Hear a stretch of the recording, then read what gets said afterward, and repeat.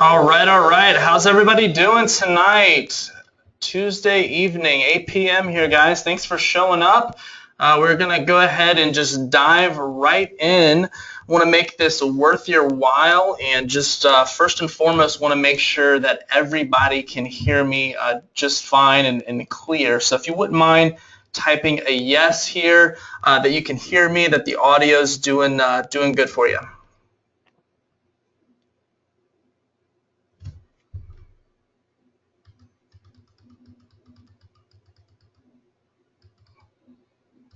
All right, looks like everybody can hear me. Got people from DC, Houston, Denver, Connecticut, all over the country coming in here. So awesome stuff, awesome stuff. Well, just want to welcome you all here for this evening. And what I'd like to do is ask you right now to just clear out any distractions that you have. I want to make this very focused here, so just pull out a pen and a paper so we can take some notes. I got a lot of content in store for you. I got a couple of goofy pictures up on the screen here. Me and my wife, we recently went to Destin, Florida at the end of July for our 4th anniversary. So there's a photo here from our anniversary trip. And this is my why, you know, my family, and this is why I do real estate, and have really found a passion for teaching other people and helping other people to get results in real estate. And just kind of, it took for me a couple of really good mentors that paved the way and helped me to finally get over the hump. And that's what I'm passionate about now, is giving back and helping other people along the way. I'm still fully plugged into everything myself as well. So let's go ahead and dive in. How I want to format this training, this webinar training. I have nothing to sell you, first and foremost, so that's a sigh of relief. This is going to be all content, no pitches, nothing like that.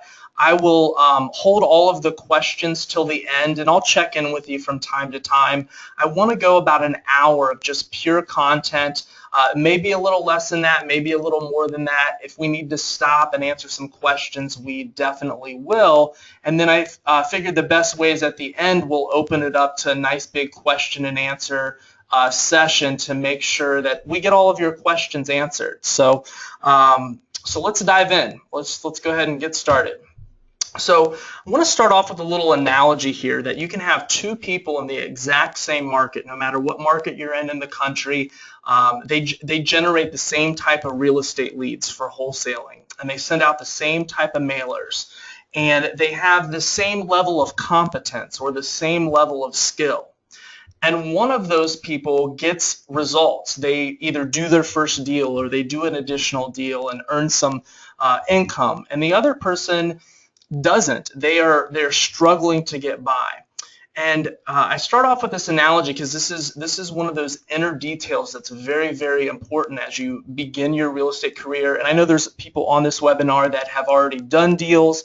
They're just looking to increase the frequency of how often they do deals. And then there's people on this webinar who have just started down the rabbit hole of real estate investing. Maybe you've bought some other courses, you've gone to a couple seminars, and you're looking to really dive in and figure out what to do first, second, or third. So I think this is a really key thing to kind of understand from the very beginning, is just simply what separates someone that does deals versus somebody that doesn't. And why is this? And it really boils down to a lot of different factors, but it is how you align with what you're doing and your core beliefs and really who you are as a person. So there's a lot of factors that go into this. One factor, you have two people who are doing the same thing, and why is one person getting a result and the other person isn't? Well, it could simply boil down to a morning routine.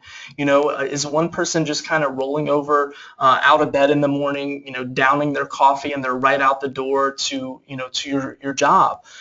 Is the other person maybe investing into personal development and reading books and doing things like that?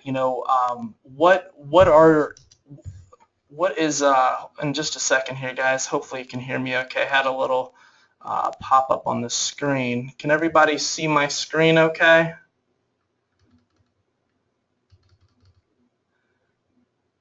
Okay, looks like we're good here. All right. Sorry about that, guys.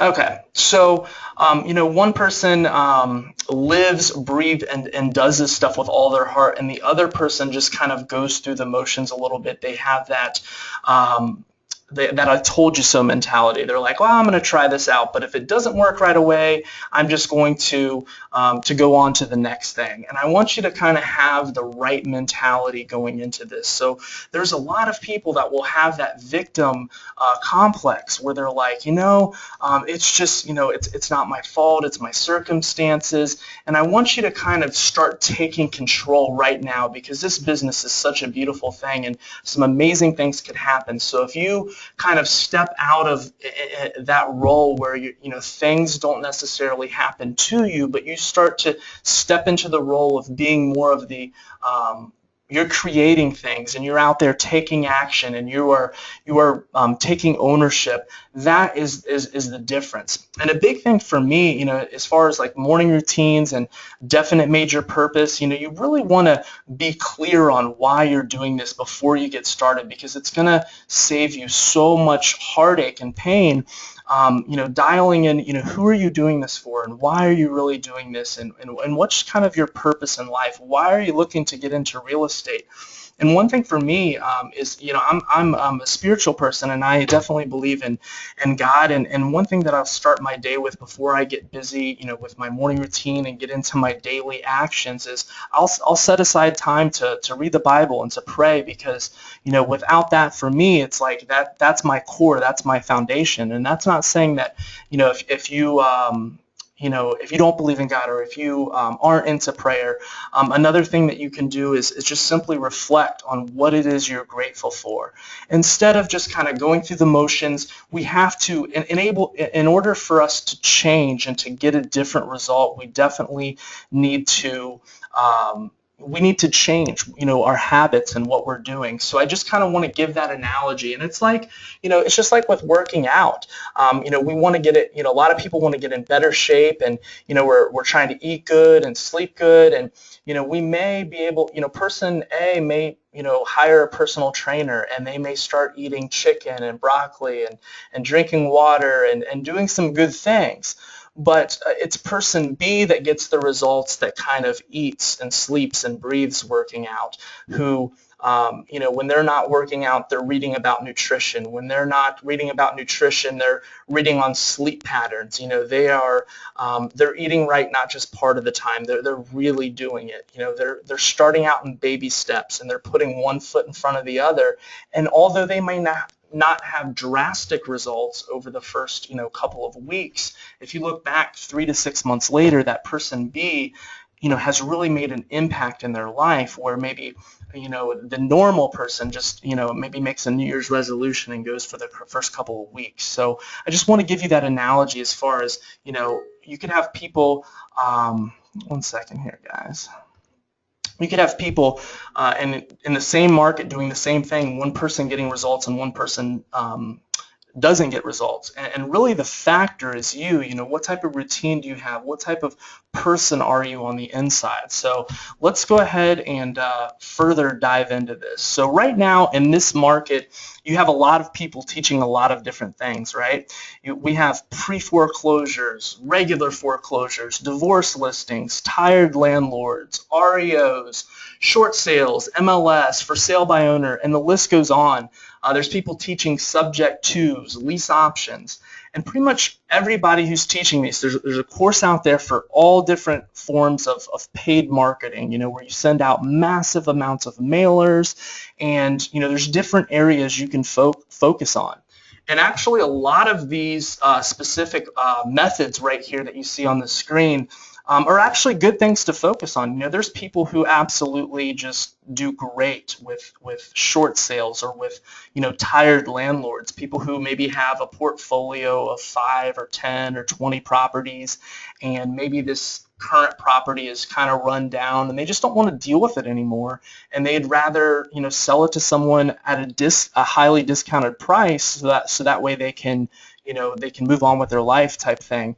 So these are very, very viable methods, but we have a lot of people in this space that are teaching all sorts of method, and every method or every person teaching that is like, this is the way. And there's all sorts of free strategies out there. Now, free strategies are very good because they don't cost a lot of money, or a lot of these things are low cost, but you pay with your time. So there's no such thing as like a free strategy or a free overnight success. I'm not going to lie to you, it certainly takes hard work and diligent effort, but you can see some great results in a relatively short amount of time. So things like putting out business cards, driving for dollars, putting out flyers, asking for referrals from real estate attorneys or realtors, selling other wholesalers in your market. Right now in your market, if you simply Google like "we buy houses cash" in the name of your city, so let's say you live in Los Angeles or Houston, Texas, or Denver, Colorado. If you type in "sell house fast Denver" or "sell house fast Houston," you're going to see a lot of different websites, and most of those websites are going to be from other wholesalers. And some of those are big wholesalers who are doing 3, 4, 5, 10 deals a month, and it's a great thing where you can come in and partner with those wholesalers and sell the deals that they already have under contract. So that's also known as co-wholesaling, and there's a lot of people in the marketplace who teach that, and it's not a bad idea. I've co-wholesaled with a lot of people, and sometimes people get scared of this, like, oh, there's not enough business to go around. But the truth is, there's actually more than enough business to go around, and there's so many deals, and you can learn a lot from co-wholesaling. Actually, you can learn what type of properties other wholesalers in your market are getting under contract. You can learn what price points other people are buying at. You can learn how they have their website, or if they have a website, or how they send out their emails to their buyers list. Do they, in your area, do people buy stuff at $50,000 or $150,000 from an investment perspective? Are people buying brick houses or frame houses? So you can kind of learn a lot by just going out to lunch with a couple wholesalers and selling other people's deals. And these are some of the strategies that are being taught out there. And I kind of refer to these strategies you see on the screen right now as a guerrilla marketing. So you want to write a couple of these down, and we can do some further investigation on which one of these are most viable. And then of course you've heard putting out bandit signs, those "we buy house cash" and your phone number, 25 to 50 white corrugated plastic bandit signs. Let me just give you a really cool tip about bandit signs, if that's something that you're already doing, or if it's something that you're considering doing. There's a lot of companies online that offer to sell these signs. You really want to get these signs for about $1 per sign. And a cool tip is you can actually call a local plastics company, just research in your area a local plastics company, and see if they can cut you a deal. And a lot of times you can get them for anywhere between 70 and 85 cents per sign and save a little bit of money. And when I first started, I was so desperate and so hustling to get my business off the ground. I didn't have a lot of money at the time, and I actually went to Walmart and just bought poster board and kind of like divided it in half, or I think one time even in fourths, and just made these little signs and put them up, and I just was basically doing what I had to do at the time. So this is some of the free stuff that's being taught right now. And does this make your head spin? Because this is a lot of different stuff. See, I think one of the biggest problems right now, and I've been surveying my email subscribers, newsletter subscribers, my students, people who I talk to in the industry, And right now we live obviously in the information age, and there's just more information than we can physically process with YouTube and Google and all sorts of products and courses. And we think the answer to our success is more. We think that we need more information in order to be successful, when in reality, that's not necessarily true. The answer isn't more information. See, I like to go ahead and try to break things down. I'm one of those type of people that really likes to keep things actionable and simple. So I'm sure you've probably heard of the KISS principle, the keep it simple, stupid. So just to know a couple of truths that your business can be managed in a few hours a day. I would be lying to you if I said, you could do this in maybe like 20 minutes a day or 20 minutes every other day. I think you really need, if you're serious and you want to gain some traction in your business, that you really try to block off about 10 hours a week, maybe 15 if possible, 2 to 3 hours a day. If you have to kind of stockpile that in a couple of days, I think that gives you something tangible to work with. All you need is a cell phone, a computer, and a printer. And then as far as materials, when we go into the method of how I'm going to teach you, you really just need ink, you need computer paper, envelopes, and an email account. And then, of course, you'll need some stamps as well when we send out some very, very low-cost letters. So I want to kind of take a couple minutes here and bust a couple of myths that you may be wondering. There's a myth out there that in order to wholesale real estate that you need a real estate license. And this is actually not true. You do not need a real estate license to wholesale real estate. You do not need money to buy a house. That's the myth number 2. You can go out there and put a house under contract and go ahead and wholesale a house without any money down. And there are a lot of people that have succeeded with this. There's a lot of people teaching this out there, but you can absolutely do it. Now, is it helpful if you have a real estate license? It can be. I actually have some very good, close personal friends who are realtors, who flip houses, wholesale houses, and they kind of have the best of both worlds. If they approach a seller or a seller approaches them, they first go ahead and offer them their investment price, like where we would need to be for a cash price, or in order to wholesale the house or flip the house. And then if that doesn't work, they can go ahead and list the property as well. But you can absolutely do this thing without a license. If you are like I was when I first started and did not have any money, you may even be in debt. You can really build this business on a shoestring budget. And in fact, that's exactly what I did. Now, I would also be lying to you if I said that you didn't need any money. Of course, you need a little bit of money. So when I say a little bit, I'm referring to maybe $100, $200 a month for marketing. And really, if you are serious and you are really wanting to make some things happen, if we kind of look at our where we're spending our money, what we're doing, I think most people can say that if they are really serious about something, they can find that extra $100 or $200 in order to get your business off the ground and start producing some life-changing income. So another myth out there is, Steve, I'm not sure if this will work in my market. I'm not sure if this is something that will work where I'm at. Steve, what do you say about that?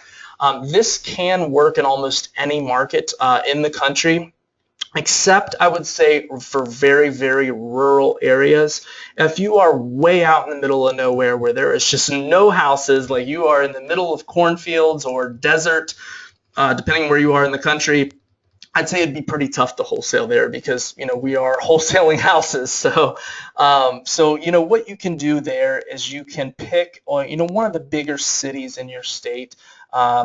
You can go ahead and do this virtually, and in fact, I've done this virtually before in cities a couple hours away that were outside of where I was living at the time. So you can definitely do that and apply these strategies just the same and still be extremely successful. So don't let that stop you if you're like, I just don't know if it'll work in my area. Another thing is you can do this in your spare time. So some people are like, well, I just don't know if I have enough time. And you do want to be diligent and disciplined with your time. And that's one thing that we're going to hone in today. We're going to talk here in a little bit about what are your income producing activities? What should you be doing with your time? And then the last myth that I'd like to bust is that you do not need previous experience or skill sets to be successful at this. So you do not need to be a previous real estate agent or somebody who's built houses. If you've never swung a hammer in your life, you can still be successful at this. What you do need is a willing heart, incredible amounts of desire, and just an attitude where nothing is going to hold you back. You may have been struggling, in your life. You may have been wanting to get into this real estate thing for a long time, and sometimes it's that desire, that deep desire, and you want to be very, very cautious because we as humans can tend to deceive ourselves, and there's actually a lot of verses about that in the Bible, but I'll save that for another time.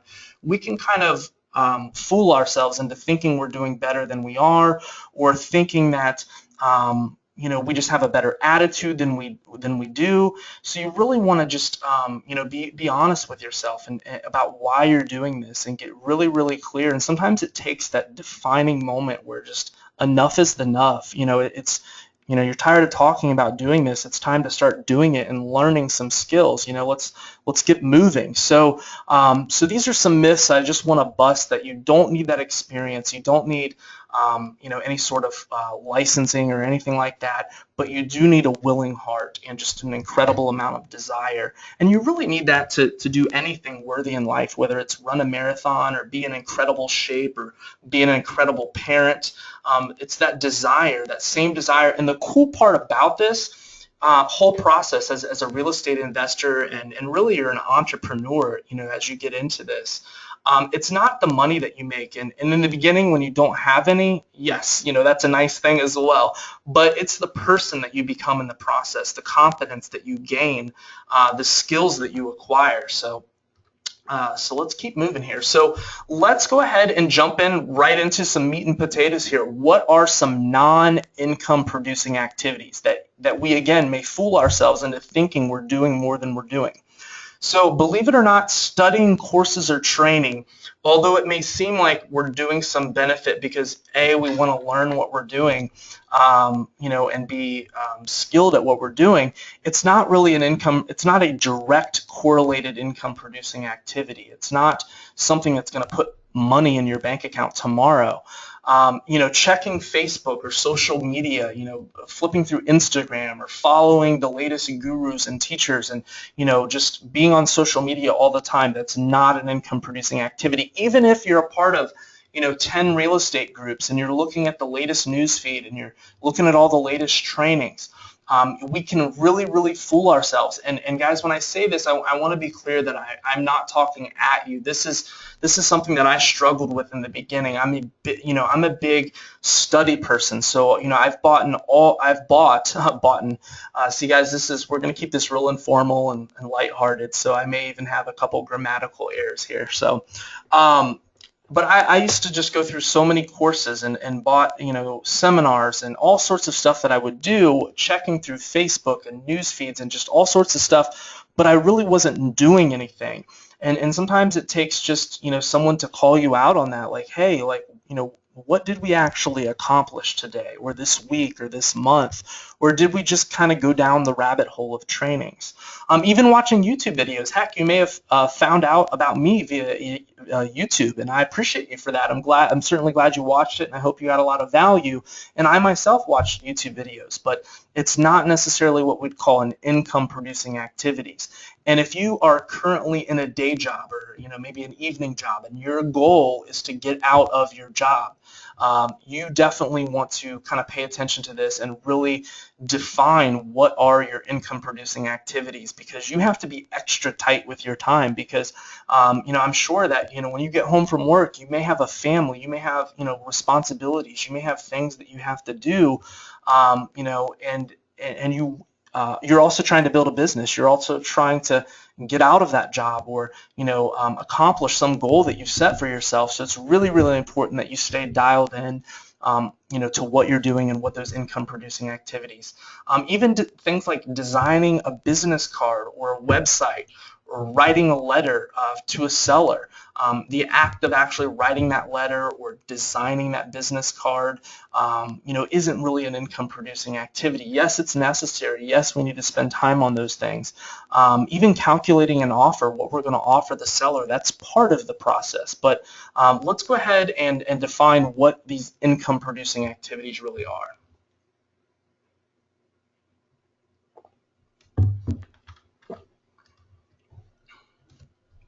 All right, so generating leads. Now that is an income producing activity. In the beginning, you want to spend the majority of your time generating leads, and we're going to dive in exactly how to do that. So definitely stay tuned.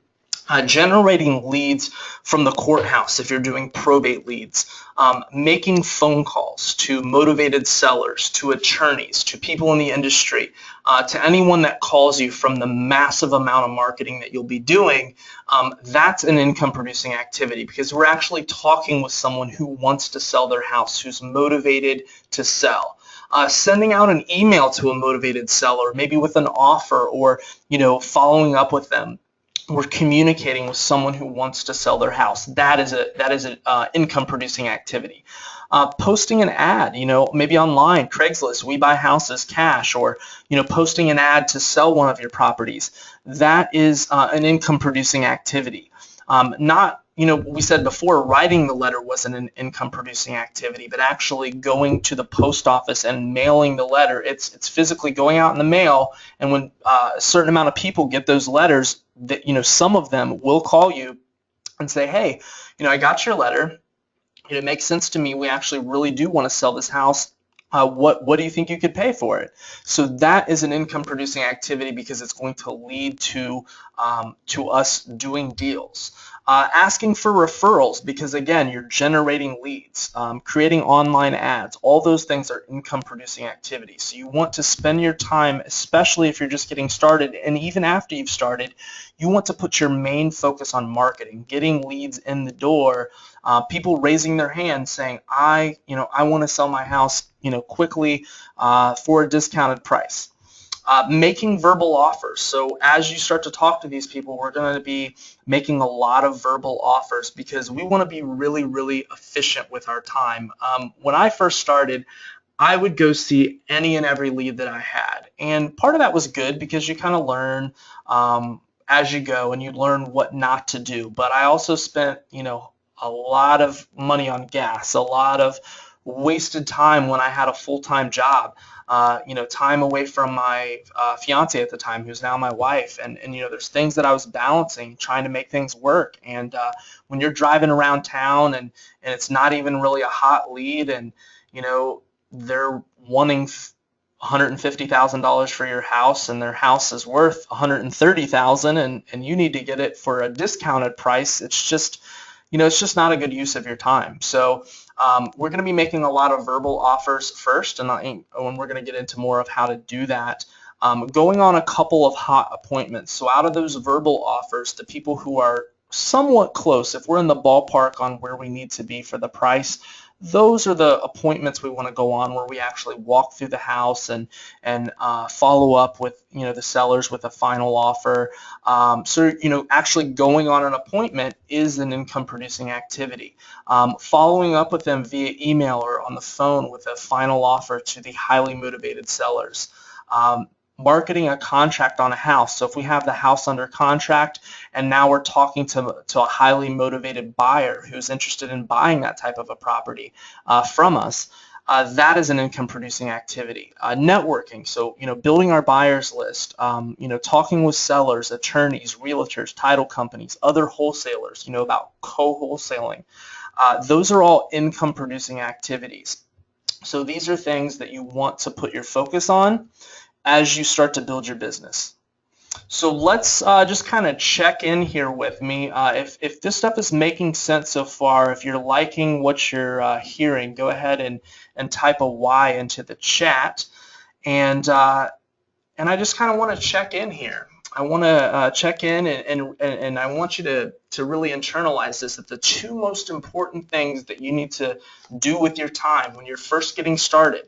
And I challenge you actually to start taking action before you have it all figured out. Now, this is something for me that was very painful, okay? Because, okay, somebody said the sound is going out here. Let's see. I want to make sure that everybody can hear me okay. It's better now? Okay. All right, Herb, thanks for that. Appreciate that. All right, hopefully everybody can hear me good, and if the sound starts to go out again, I will keep checking the chat there, so I appreciate that. Okay, so start taking action basically before you have it all figured out. And my personality type, I like to kind of have all my ducks in a row, and really am kind of a perfectionist. And I would always have mentors who are way more successful than me telling me that, they'd say perfection smersmection. Just go out there, get it moving, and you will learn as you go. And that was very, very uncomfortable for me. It's not my personality type. So I would actually challenge you to just kind of, to not have all the answers figured out, because in reality, there's no way that you can fully prepare yourself, and you're going to learn at such a faster rate as you get going. But the two most important things that you can focus on is generating leads and making offers. And it comes down to a lot of marketing, just massive amounts of marketing. And the best way to succeed in this is just volume. So it's very helpful to understand that going into it. It doesn't mean that you have to spend a ton of money on marketing, and I can actually show you how to do it in some cost-effective ways, but volume is key. So those are the two things that you really want to focus on, kind of boiling it down. You want next here, I want to talk about a mind shift. So a big shift for me is when someone told me that, Steve, you need to become a producer and not just a consumer. And if I'm honest with myself, for a long, long time, I was just a consumer going through course after course, seminar after seminar. And it comes down to, what are you producing? What are you actually doing with your time? So you don't need more courses. You just need to take more action and gain more experience and actually have more failure, because if we increase the action, if we increase the experience, and we actually increase the amount of failure, we're going to learn at just a much, much higher and faster rate. We're going to gain that confidence as we go. So just, I challenge you right now to start taking that uncomfortable action. Stop going through the endless amounts of material and just get out there. Start marketing, start putting some ads out, sending some letters out, doing uncomfortable things, even if you don't have it figured out, and you will naturally you'll start asking yourself, well, who do I know that can help me? Who do I know that can help me with this piece of the puzzle? We always just want to take that next little step.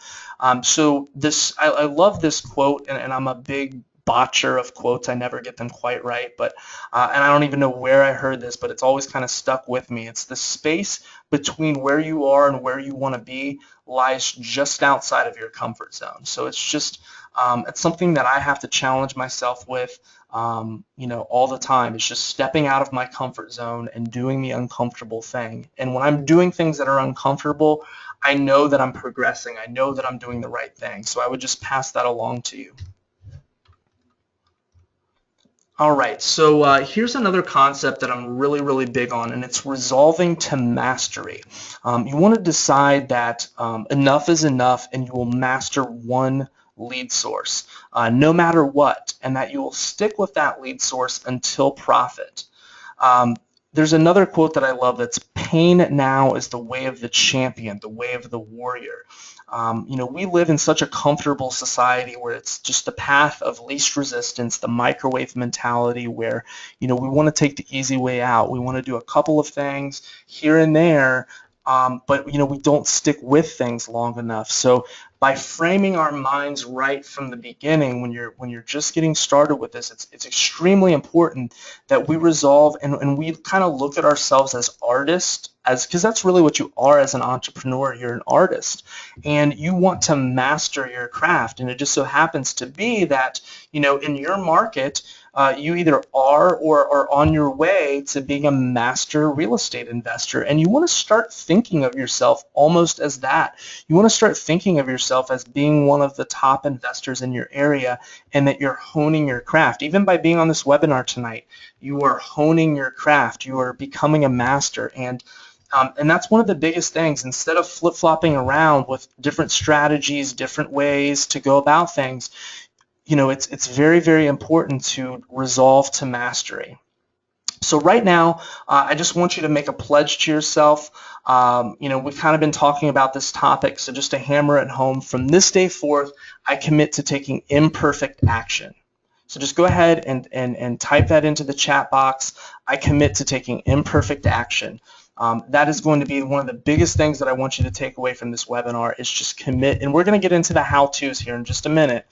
But I would be doing you a strong disservice if I didn't hammer this home, because it took me a long time to really get this. And you know how like you can hear something or even read something a couple of times, or sometimes a lot of times, but it's not until you hear it in a certain way or in a certain story or in a certain time of your life or certain season of your life that it really sticks. So I just really want to do my best to tell you about this and teach you some of these things that I've learned along the way. And I want you to know that mistakes are going to happen. They're expected. A lot of people are afraid of mistakes, but the more successful people in this world, and especially in real estate, welcome mistakes. And they may still be afraid, but they just choose to act in spite of that fear. And that's why it's so big to have that morning routine, and whether you are grounded in your faith, or grounded in whatever it may be for you, or going back to that why. It's just so important, because when those mistakes come, we can doubt ourselves. We're human beings, and sometimes that fear kicks in, that self-doubt, and it gets really uncomfortable. So here's what, the next thing, if you're just starting out, a lot of comments, a lot of emails that I get are, Steve, what's my first step? And sometimes we have to slow down before we can speed up. And I just want you to get clear right away. So one thing that you can do as an action step, is, when you leave this webinar and over the next couple of days, and actually before this weekend, define your schedule. Physically put this down on paper. There's something that happens in our brain when we actually put something down on paper, as opposed to just like typing it in on our computer, or with technology, we can put all sorts of stuff on our phones. But writing something down. What hours will you work each week? What days will you work? What blocks of time will you put towards your real estate business and taking and doing those income producing activities? Write out, what it is your weekly goal is. So as far as, sending out letters, go back to those income producing activities. How many emails? How many phone calls? You really want to, another amazing tip is planning out your day. And I know it kind of sounds cheesy, but it's really, really important. And I got this tip from a marketing expert, productivity expert, where you physically put down 6 things on paper that you're going to accomplish the next day, and no more than 6 things, because if you put down, and I admittedly I'm very bad at this at times, I'll put down like 20 things, but what it does, it sends a negative message to your subconscious if you only get a couple of those things done. So really, simplicity is better. And if you only put down 2 things, especially if you have like a full-time job and you have a couple hours in the evening, maybe you only put down 1 or 2 things that you were for sure going to get done that day, and then you clear everything out and you focus on those couple of things. So, and then maybe on like either a Saturday afternoon or Sunday night, have maybe 5 or 6 weekly goals that you want to accomplish that week that are going to further progress your real estate business. Things that you learn from this webinar, things that you start implementing, and say, okay, this week I want to get these 5 things done. And that would be a good goal, because that's basically 1 thing a day that you can really focus on, rather than doing how I used to do when I first started, and making lists and lists and pages of goals, and then only accomplishing a couple of things here and there, and getting discouraged and beating yourself up.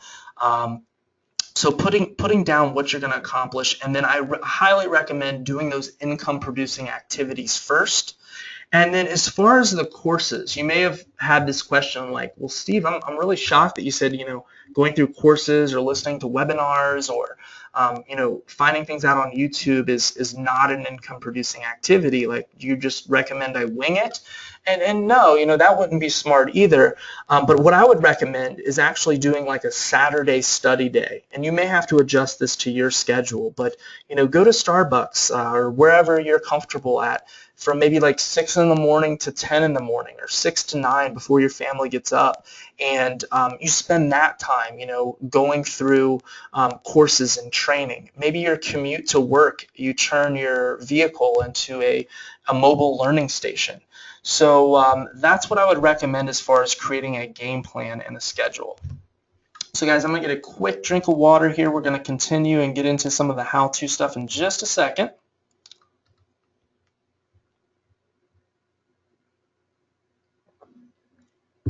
All right, so here are 2 questions that I want you just to write down, and there will be a replay of this webinar that I'm going to have up for 48 hours, so feel free.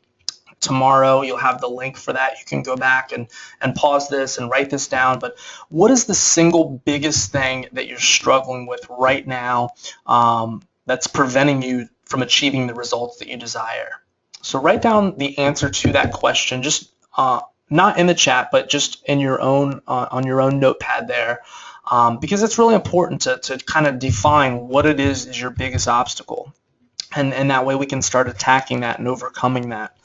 And then if you and I were talking 12 months from now, so if we, if it's September, end of September 2016, what would have to happen in that next 12 months of your life for you to say that you're happy with where you are in business and in life? And I want you to really define that, because I think it's really important to work backwards from that. If we don't know where we're going, it's going to be really, really hard to get there. I want to also take a few minutes here to address some common questions, and we kind of already touched on this. So how many hours a week do you need? I would say about 10 to 15, just to be perfectly honest with you. I think that will allow you to gain some traction. However, I would say that if you're like really scraping by and you're like, man, I can only carve out 9 hours, work with what you have. You have to fight. You have to do what you can. This is another great quote. You have to do what you can from where you are with what you've got. And if you kind of just live by that and you say, you know what, I may not have it all figured out, I may not have all the money in the world to do this, but I have heart, and I'm just going to do what I can from where I am with what I've got. So how much money do you need monthly for marketing? With the way that I'm going to show you here tonight, I would say it's wise to have about $100 to $200 a month. Can you do it with absolutely no money? Yes. You need to put in a little bit more time, and you need to have just insane amounts of desire. But I think as a basis, just covering things like a couple letters out in the mail, stamps, ink, computer paper, that stuff does cost money. So I'm not going to beat around the bush. 100, 200 bucks. Best type of lead, my personal favorite lead for real estate investing for wholesaling is probate. Some of my best friends who flip a ton of houses, their leads come from probate. Some of the top investors in the country, their leads come from probate. Now, once you master probate and once you start doing tons and tons of deals, you can branch out to other lead sources. But this is really when I was talking about that resolving to mastery. It's kind of putting your foot down. It's that shiny object syndrome and saying, you know what? I'm going to figure this thing out in my market, and I'm not going to depend on anyone else. I'm going to take control, and I'm going to figure out how to do this. And that's the type of kind of mentality it takes to really get some traction. And with this webinar, I'm going to tell you a couple things that may be at first a little tough to hear, and I don't say it in a mean way. I say it in a loving way, but I want to tell you what's worked for me and kind of what you need to hear and not just what you want to hear. I don't want to just give you a ton of fluff and give you stuff that just sounds good. I want you to kind of understand what it takes to get results, because that's really what it's about. Another common question is, Steve, do I find a property first or a buyer first? So as we're wholesaling with no money down, we're matching up an extremely motivated seller. We're contracting on that property where we have a legal interest in that, and then we're basically assigning that contract to a very motivated buyer who is typically going to be a landlord or a rehabber. And for them taking over that contract that we contracted with the seller, that's where you make that assignment fee of $5, $10, $15, $20, $25,000. And so the big question, and this is a question I had in the beginning, was, Steve, what do I focus on? Do I focus on finding the buyer or the property first? And looking back now, hindsight is always 20/20. I would highly recommend finding the property first. We're in such a market where the buyers just come out of the woodwork, and rather than kind of beating our chest and telling, over-promising the buyer what type of stuff we're going to bring them and all the great things that we're going to do for them, it's so much better to, yes, you can start to build relationships. Yes, you can start to build your buyers list. That's not the worst thing to do in the world.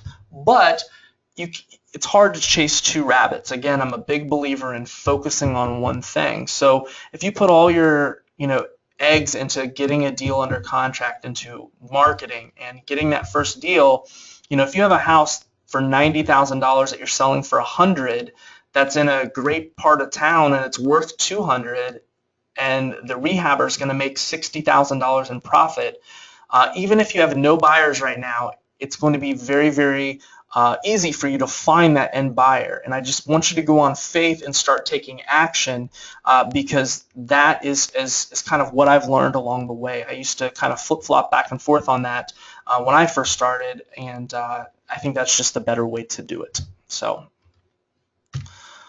All right, so biggest mistakes that I've seen is just not truly believing that it's possible for you. So sometimes people will say, well, Steve, I have an accent, or Steve, I'm too young, too old, all sorts of excuses. And I just want you to start believing right now that you can do it. If I can do it, if all the people that I know personally that have succeeded and done deals, I've seen people who are 18, who are 80 years old, just all over the spectrum doing this and succeeding. And if I can do it, you can do this. So just start believing right now that it is possible for you. The other big mistake is just listening to too many gurus, to listening, we're the most marketed culture in history. We talked about that being part of the information age. Having shiny object syndrome and just not sticking with your one thing. Jumping from strategy to strategy, giving it about 2 or 3 weeks, and then just kind of not following up and jumping to the next thing. And then overpricing a deal. And I actually see this a lot. And this is a mistake that, oh boy, did I make in the beginning. Just basically not being disciplined enough with your offers, and getting properties under contract for not a good enough price. And maybe it's because of emotion, with the seller, or being too afraid to offer a certain amount, or not knowing any better, like I did in the beginning, just getting stuff under contract. I remember getting a house under contract that was worth $150,000 that I thought was worth $250,000, and it was just a really awkward, not a fun situation. So, you want to be really, really conservative with your numbers, and it helps to have someone that you can kind of bounce this off of. And you'll see a lot of wholesalers getting stuff under contract that, quite frankly, they're kind of overvaluating things and that saying the house is worth more than it is. So just be truthful and make sure it's a win-win for everybody, and we'll talk about that here in a minute. So how do you overcome these fears? I'm not going to spend too much time on this, but what I did to beat all the fears I had, was to get a mentor. Highly recommend doing that, whether it's somebody locally or reaching out to someone. It really helps. And as you start to immerse yourself in the industry, you will come across the right people at the right time. So don't let this freak you out or anything. Your very best thinking has gotten you exactly where you are. So isn't it time that you get some fresh input? So always seek to have a mentor, someone who's a couple steps ahead of you. I think it's great to help people who are, maybe not to where you are, but then always have your hand up to someone else, and then you're kind of helping somebody else along the way as well. So let's keep rolling here. So let's talk for a minute about ethics with wholesaling. So we want to always act with integrity, and this is a way that we differentiate ourselves from the rest of the market. Never do a deal unless it's a win-win-win for everybody. So for the seller, for you, and for the end buyer. We want everybody to be happy. We want the seller to be extremely motivated. Maybe they need to sell that house because they have medical bills or because they inherited an unwanted house, or they're just, they don't have the money to do the upkeep of the house. We want to make sure it's a win-win for them and that they're comfortable with the price. We want to make sure there's more than enough room on the back end. We don't want to just hustle a deal and then there's no spread for the rehabber or the landlord on the back part of the deal. We want them to make a killing so they can pay their crew, so they can do some great things, and so that they can be a repeat customer. And we always want to follow through and do what we say we'll do. So if we tell a seller that we're going to follow up with them in 48 hours with an offer, let's do that. Go ahead and do that. If you say that you're going to meet them at the property at 4 o'clock, be there a little bit earlier, be on time. So just follow through. These are simple things that may sound oversimplistic, but a lot of people don't stick to this, and this is how we stand out in the crowd. So another thing is we want to be disciplined and conservative with our offer when we're selling the deals. So there's a lot of things that are being taught in the marketplace that I really, really don't like. There's a lot of gurus out there that are teaching things like, just get anything and everything under contract and just make a ton of lowball offers and see what sticks. And that is just not right, because we want to actually help people and we want to be able to close on the deal. So how we do this is, again, we price our deals very, very conservatively. Wholesaling, we are typically getting the house for 40 to 60% on the dollar. A lot of times it's right around 50%. And most people are not going to want to sell for that, and realize that it is a numbers game, but those one or two that will out of each week's worth of leads, those are where the big home run deals and even the standard, $5,000 or $10,000 assignment fees come from. And what we're going to do is we're going to target our marketing and market to the people who are the most likely to want to sell quickly for a discount, where it is a win-win. So just kind of understand that, with the way that I kind of teach to do this, with the way that I learned to do this, it's more about being conservative, being disciplined with our offers. Yes, you'll hear from time to time, well, other investors are paying more, or, but a lot of times they'll offer more, but then they can't find a buyer, or, they'll fall through around closing time, leaving the seller hung out to dry. And we don't want that to happen. So we want to be really, really conservative with our numbers and just kind of know that going in that, we're going to be offering typically 40 to 60 cents on the dollar, depending if it's a nice part of town, the level of the rehab, things like that. And investors, you see the TV shows and the Flip This House.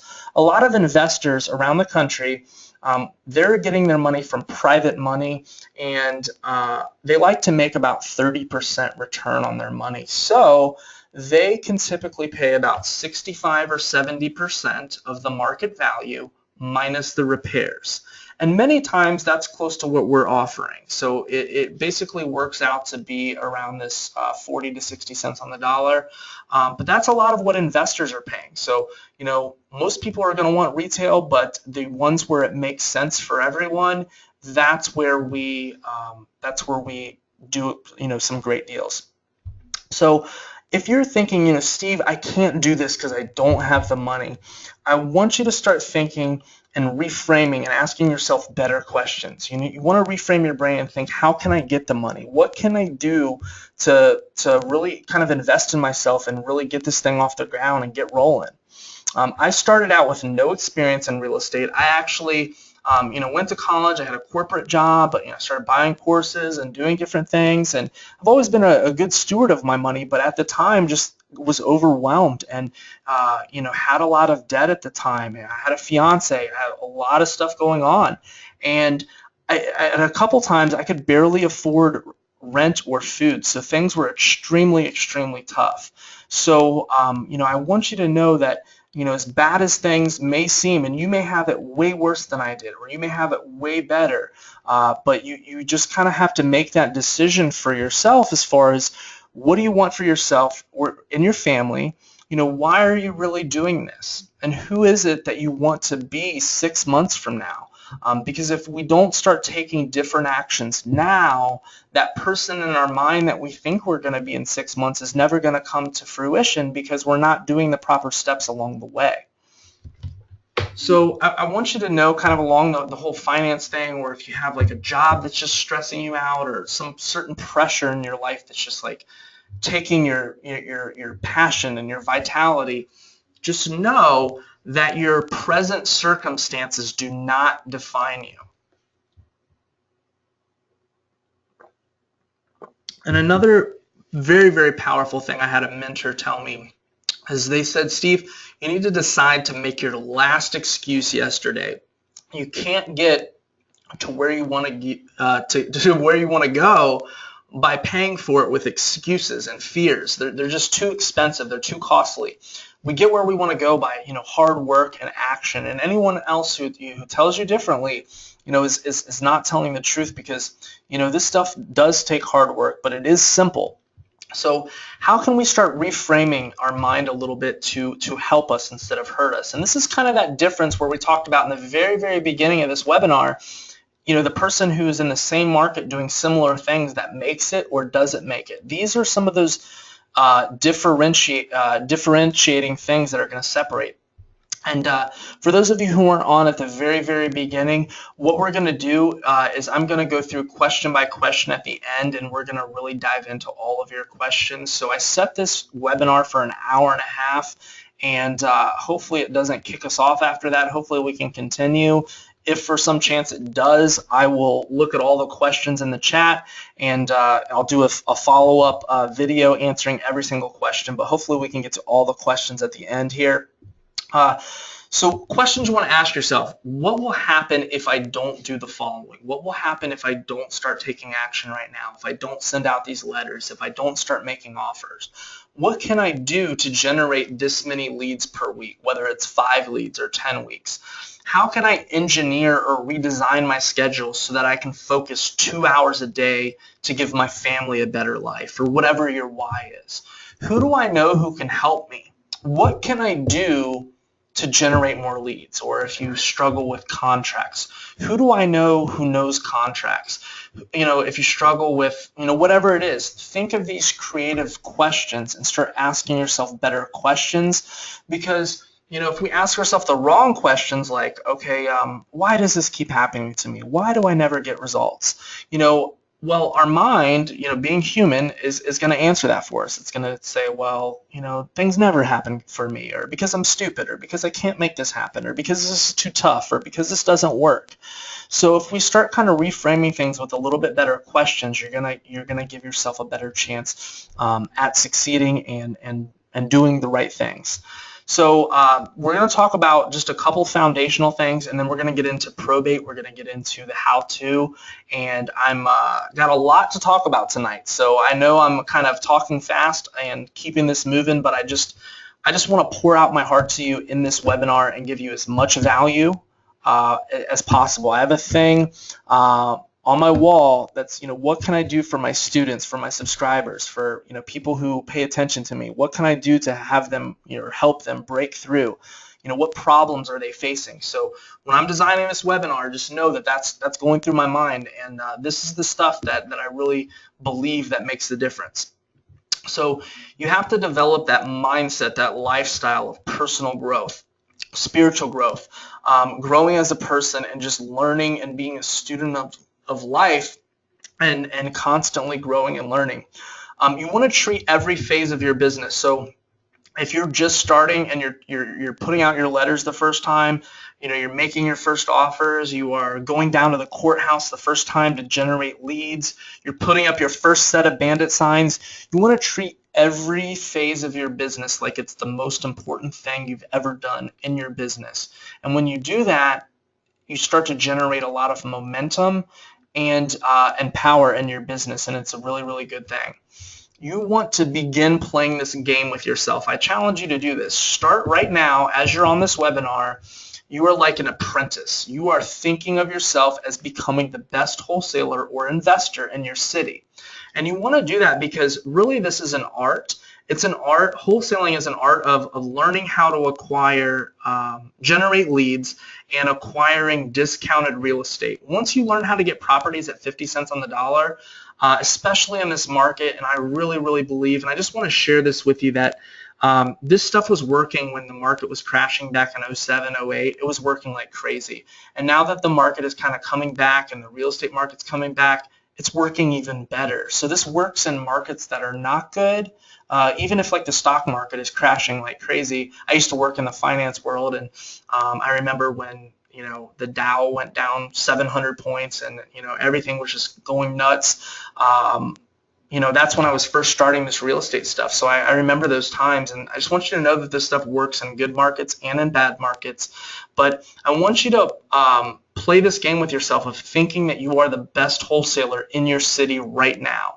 And as you go about your actions and you wake up, or maybe you're at the gym or going on a morning walk, or spending time with your family, kind of think of yourself as an entrepreneur and just act like there's like a TV show following you around. And would people think that you're being productive? You want to hold yourself accountable and kind of play this game. And as you start to do that, you'll notice yourself taking different actions. If you treat this like a six-figure business, because it just takes you averaging one deal a month to make this into a six-figure business. If you start doing one, $8,000 or $10,000 deal a month, this will be a six-figure business for you. And it's not going to happen overnight, but I truly, truly believe and know that it's possible for you to start generating that type of income in the next 90 days, in the next 6 months for sure. And we just want to put one building block on the other. And you want to be like a tree firmly planted. So a giant oak tree, they say, is just as big underground as it is above ground. So most people don't think about that, but we want to make sure that we're strongly planted and that we have firm roots in the ground. And by not focusing on some of these things in the beginning, this is the difference of people who succeed and people who don't succeed, because they just breeze over this stuff and they're like, this is not important, because it really, really is important. Because when those inevitable obstacles come, who are you going to turn to? How are you going to stand? What is it that you have to fall back on?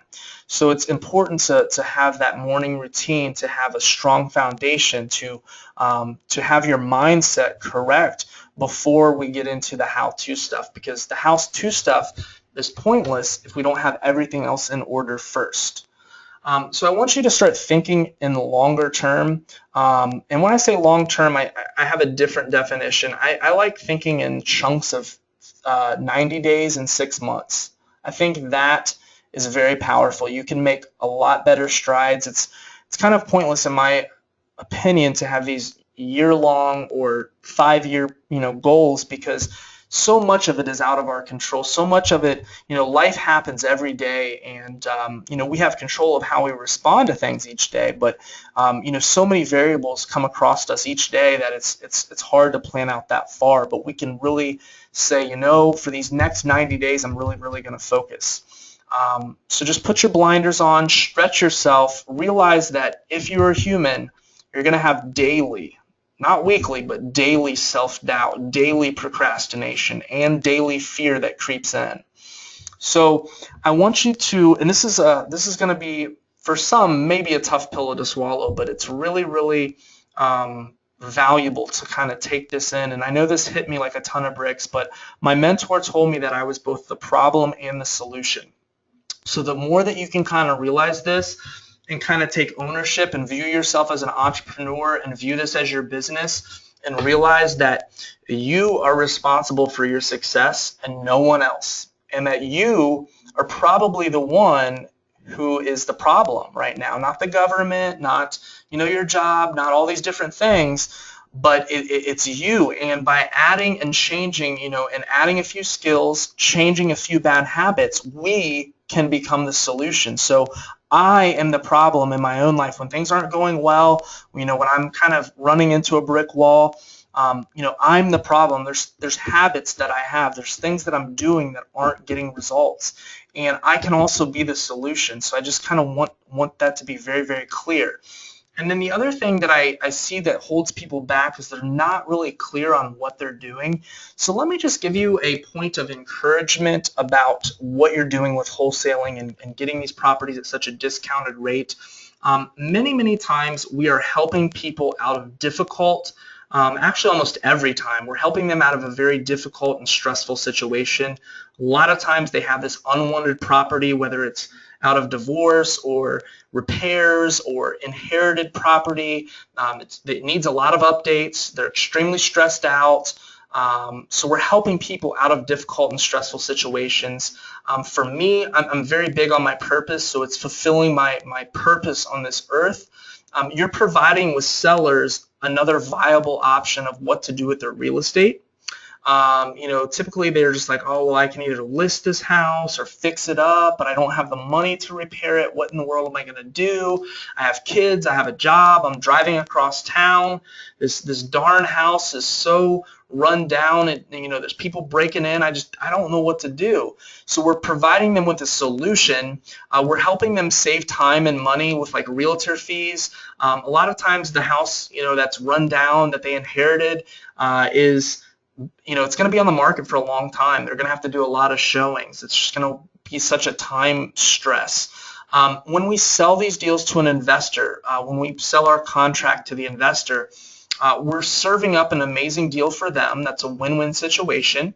They're getting a great deal. They're making a living because they're rehabbing the house, or maybe it's a landlord and they're renting it out. They're providing for their families. They're paying their crews. The house itself is getting flipped, and you'll be amazed to see what type of work is done to these properties. I mean, the first couple of times, I did a wholesale deal and I watched what the investor did.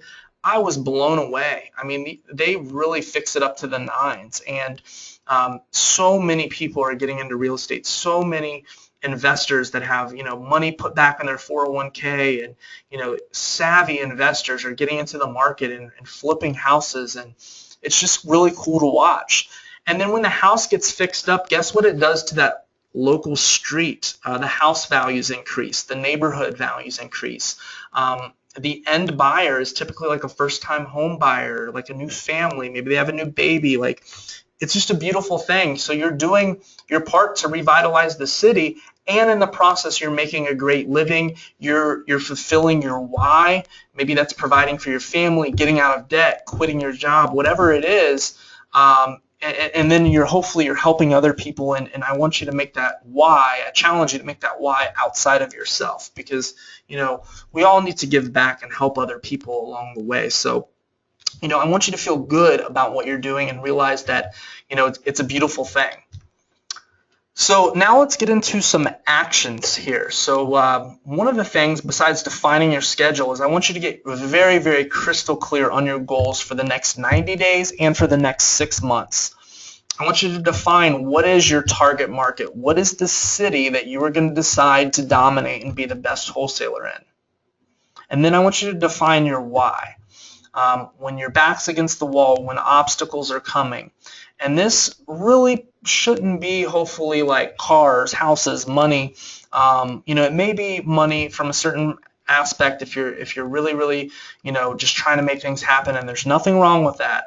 But usually it's not the money that drives you. Usually it's, your mother's sick and you're trying to provide for her, or you want to spend more time with your wife, or, take your kids on vacation, or, put back for your kids for college, or, whatever it is. Those deeper reasons are what pull you through. And the clearer you can get on that in the beginning, the better off you'll be, and the more motivation and desire and drive and the more pain you'll be willing to overcome, because change is painful. Doing things uncomfortable is very painful.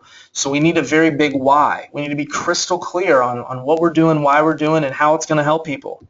And that's a missing link that I missed for a long time, and I want you to have it right from the beginning. All right, guys, I'm going to take a quick drink of water here, and I'm still with you here.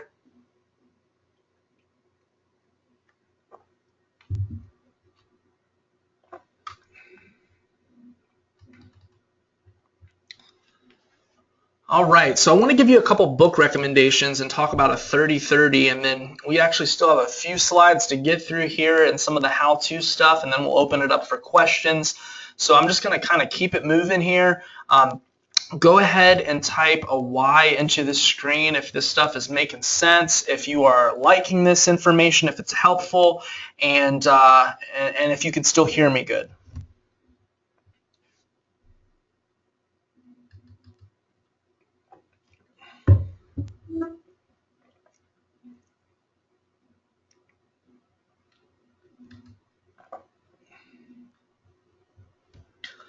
Beautiful, beautiful. We're getting a lot of Ys. Looks like audio is good, so we'll keep on rolling here.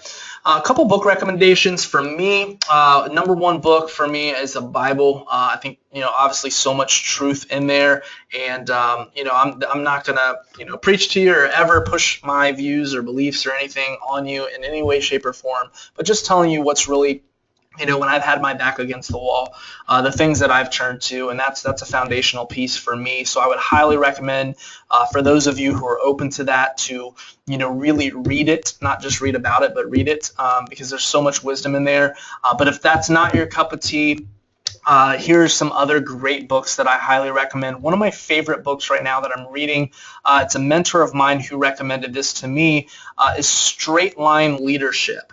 And it's not some boring, dry book about leadership, but if you are getting into this real estate business, if you are an entrepreneur, you want to read this book because it's going to help you get results. I think it's like $9 on Amazon, and it's one of the best business books, probably the best business book I've ever read. I'll show you a screenshot of it in just a second so you know what it looks like. But that would probably be the number one book I would recommend. Three other really, really good books are 4-Hour Workweek by Timothy Ferriss, The Power of Positive Thinking by Norman Vincent Peale. I was a very self-critical, negative thinker. I always kind of fooled myself and was like, oh yeah, I'm really positive. But my internal thinking, my internal dialogue with myself, kind of beating myself up and just not having that faith and ability to overcome the fear and the self-doubt and the critical thinking. That was a big shift for me reading that book, and it's something that I go back and reference a lot, and it's an amazing book. And then The Compound Effect by Darren Hardy is all about small incremental little changes in our day-to-day behavior, our day-to-day habits can have such a ripple effect, not only in just one aspect of our life, but physical, mental, emotional, spiritual, relational. It's amazing, and it's a really short book. It's really easy to read. So I highly recommend getting those books there. And here's a screenshot of that Straight Line Leadership. I don't even know how to pronounce Dusan's last name there, but definitely a book that I'll be reading the rest of the year, like a chapter a day. It's just extremely powerful. So action plan. All right, first thing I want you to do now that we have the mindset, now that we have the foundation, we need to get leads. This is one of those income producing activities. We want to get motivated sellers, motivated leads calling you, emailing you, saying, Steve, John, William, whatever your name is, I want an offer on my house. We want to get our phone ringing with business. Business that's going to equate to big money, to big paydays, and that's going to help people. To do this, we want to pick one main source of leads, like we talked about, and I'll get into the one that I recommend, and we want to stick with it until profit. So many people, and it's so hard to do, but if you can just stick with one thing for 6 months, you're going to be so much better off than trying something, telling yourself that you're going to stick with it, but trying it for 2 weeks, doesn't pan out the way you expected, and then all of a sudden it's like, well, maybe I should try this other strategy because it looks a little easier. Maybe that's not what you're saying to yourself, but that's kind of what happens in the background of our mind.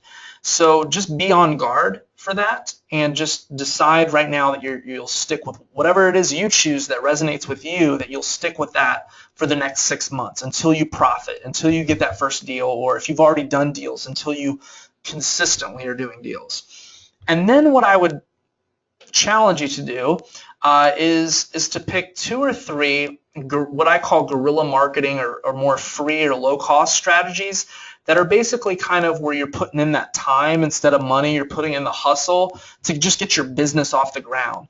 A lot of people, including myself, will underestimate the amount of hard work it really takes to get real results.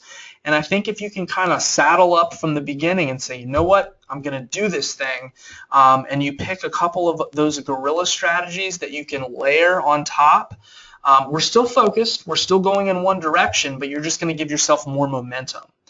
And then you want to set a goal of how many leads that you're going to generate each day and each week. And I would recommend starting small, because if you say I'm going to generate 100 leads a day and then you generate 2, you're just going to feel like a failure. So, start small. I'm going to generate 2 leads a day, 10 leads a week, and build from there and track how many leads you're generating. And then basically go out, you have this plan, and you go out and you start getting leads. That's the number one thing you got to do in the beginning. Not worrying about contracts, buyers, title companies, how it's all going to work. Getting leads first is the number one thing. So I told you I'd tell you my number one lead source and my favorite basically type of lead to get. Probates are, and if you've seen my webinar, some of the emails, you know that this, I did that whole first webinar about probate investing. But just to touch on a couple high points here, why I love them so much. They have the least competition compared to like foreclosures and REOs and stuff all over the MLS. So, they just have the least competition out of those. Those are maybe getting, stuff like REOs and foreclosures. They may be getting 30 pieces of mail, 50 pieces of mail. Probate letters, they might get a couple letters, they might not get any. So you're going to have a lot less competition. Many, many times these people are inheriting the property free and clear. They have tons of equity in the house versus, people that may call your bandit signs or other forms of advertising where they want to sell, they're really, really motivated, but they want to sell for 150 and their house is only worth 100. Well, it's hard to really help in that situation because, they owe 150 on the house. So it's like, well, how can we really make a good offer that's going to be a win-win? So when somebody inherits a house, they also didn't put their blood, sweat, and tears into the house and pay down, that sweat equity. So they have a less emotional attachment to the property. Many times it's a relative that inherited a rundown house or a lived-in house, not necessarily run down, but it was lived in for 40 or 50 years. So they're more likely to accept the offer that we're going to give them. And it's cost-effective marketing. You can run your entire business off of $100 or $200 a month. It's the least marketed to type of lead. And here's the key thing, that it allows you to do things differently than what most other wholesalers are doing. Most other wholesalers are not doing probates, and if they're doing them, they're not doing them anywhere near as thorough as we are going to do them. Okay, so there's just more than enough business to go around. So don't let that like scare you if you're like, oh, well, what if somebody else is doing this, or what if somebody else learns about this? It's okay. That used to freak me out, and then you just keep your blinders on, and all of a sudden you start doing deals.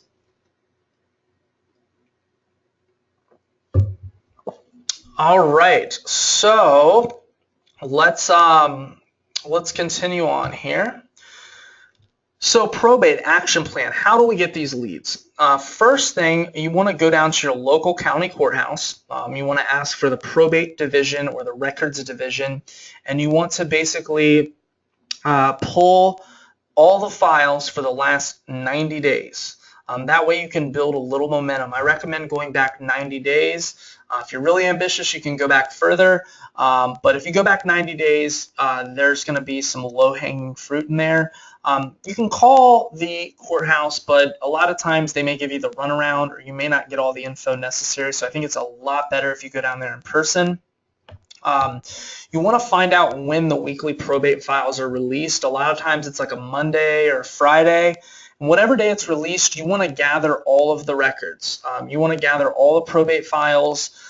You also want to ask if there's a way to access the files online. Now, every courthouse in the country is a little different. Some of them just hands you a manila folder. Some of them have a kiosk that you go to at the courthouse. And then some of them, if you're really lucky, they publish them online. And so these are some things you want to research in your area. A couple things you can do. You can get on Google and start getting really creative in your Google searches about how probates work.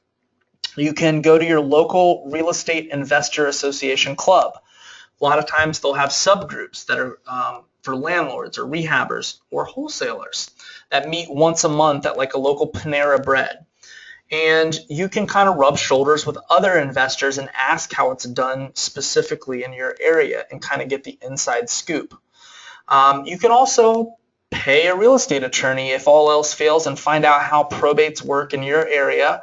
I would recommend doing all the ground research first, and that's kind of like a last resort. And then there are a few lead services out there as well that will generate the leads for you. But I'm a big believer first, if you can, doing it yourself, because it's going to be very low cost. Or there's a couple counties. I know Denver's one of them where it's cost to view leads, and we can get into some solutions and workarounds there. But generally, these leads are going to be free. So that's a great thing. And then you kind of have control. You're not dependent on another company, and you can go down to the courthouse and just get these leads yourself. So here's the info that you need. This is the pertinent information. You're going to want the deceased, or sometimes it's called the decedent's last name. So you are going to want to get their first and last name, actually, the property address. So that's where they live. That's the subject house. You're going to want to get the executor. So that's basically who's in charge of the estate. Sometimes they're also referred to as an administrator, personal representative. Those names are synonymous. Sometimes it's also referred to as the petitioner. You're going to want to get their name, phone number, and address, because we're going to be sending them a letter and calling them. And if you can't find their phone number, I'd recommend using Super Pages, White Pages. Both of those are free.com. And also a paid service that's like $10 a month is People Finders. And usually if there's no phone number listed for the executor, if you enter it into those three services, the 2 free and the 1 paid, you'll be able to find about half of their phone numbers, and then you can still send them a letter in the mail, and then you'll always be able to find the attorney information. And even if they just give you an attorney name, you can simply Google their name. So like let's say the attorney's name is John Smith and he's in Houston, Texas. You can Google John Smith, Houston, Texas, John Smith, probate attorney, Houston, Texas, and just get a little creative on Google. And 95% of those attorneys are going to be advertising because they want business, and they're going to have their email address, their phone number, and everything. So once you gather the leads, you're going to want to enter the information into Excel. I would highly recommend, if you have it, bring an iPad or a laptop so you can just transfer it right there at the courthouse. If you don't have it, just write the information down on a tablet of paper. And basically, we want to go ahead and send them a letter. And if you go back to the free boot camp that I offered, you can actually pause the screen, and you can see the letter that I don't mind you doing that, the letter that I send out to executors. And it's a very respectful, nonchalant letter. It's not very over the top. It just kind of offers our services and how we're a little bit different than a realtor, and the benefits of going with us, basically, as far as a cash offer, closing quickly, things like that, and offering our direct contact information. And so we want to basically get those mailers done. So if you collect the leads on a Monday, I would go ahead, it's probably going to take you 2-3 hours to get those leads, maybe another hour or two to do your mailings, but over time you'll be able to get a little bit faster at it and be able to do everything in just a couple of hours a week. And sending those letters out the same day that the leads come out. If your leads come out in certain counties, I know around the country they come out every day, just pick one day a week that you do this and just stay consistent with it. Pick like a Monday or Friday and just do them every Monday or every Friday. And you want to get your letters out to the executors, your letters out to the attorneys. And then what I would recommend doing is calling the executor, calling the attorney. and then also emailing the attorneys. And see how we're kind of separating ourselves from the competition. We are just being so thorough. We're not only mailing them, we're calling them, we're also emailing them. So most people just maybe send a postcard. A lot of people don't even market to probates. If they do, they don't really follow up that much. So we're just going to be extra thorough. Everybody that you didn't talk to, I physically print out each week's worth of leads, and I will put them in a manila folder, and I'll say, okay, you know, October 1st, week of leads. And everybody I left a message with, I'll write an LM by their name, and then I'll maybe call them on like a Monday or Tuesday, leave a message, and then call them again maybe that Thursday or Friday. I don't think we should really call them more than twice a week or 3 times. We don't want to be overly aggressive, but we do want to, you know, just reach out to them. And as far as like what you say, what I would recommend doing is back in the boot camp, the 10-day free boot camp. And if you don't have access to that, you can send me a personal email and I'll send you all 10 days. I kind of role play as far as what to say. And we're going to do some future trainings on that. But it's very short, very sweet. Don't let that part stress you out too much, and you can go into more detail in the boot camp as far as what to say there. So here's an example of what I would say, and this is pretty much what you say over the phone too. So this will be an example email of the that I would send to the attorney. So the 2 subject lines I found the most success with are just quick question, and then or the Smith Estate, and then 123 Green Street. So obviously that's an example address.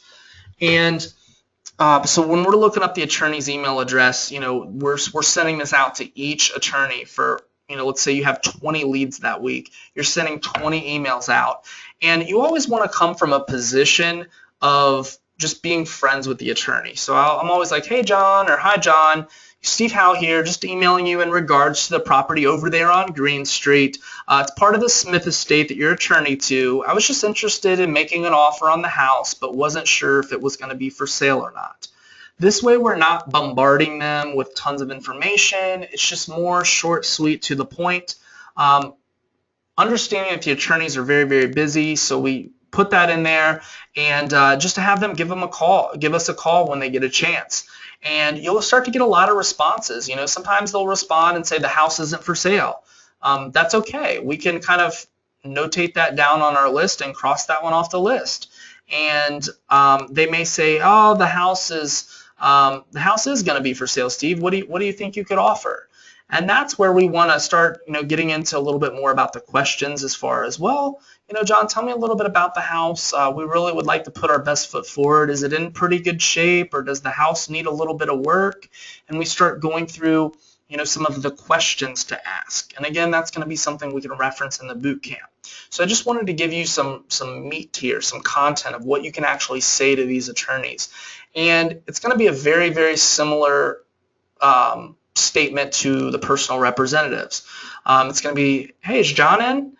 Oh, it's Steve Howell here. Just giving you a quick phone call, John, about the property you're administrator to over on Green Street.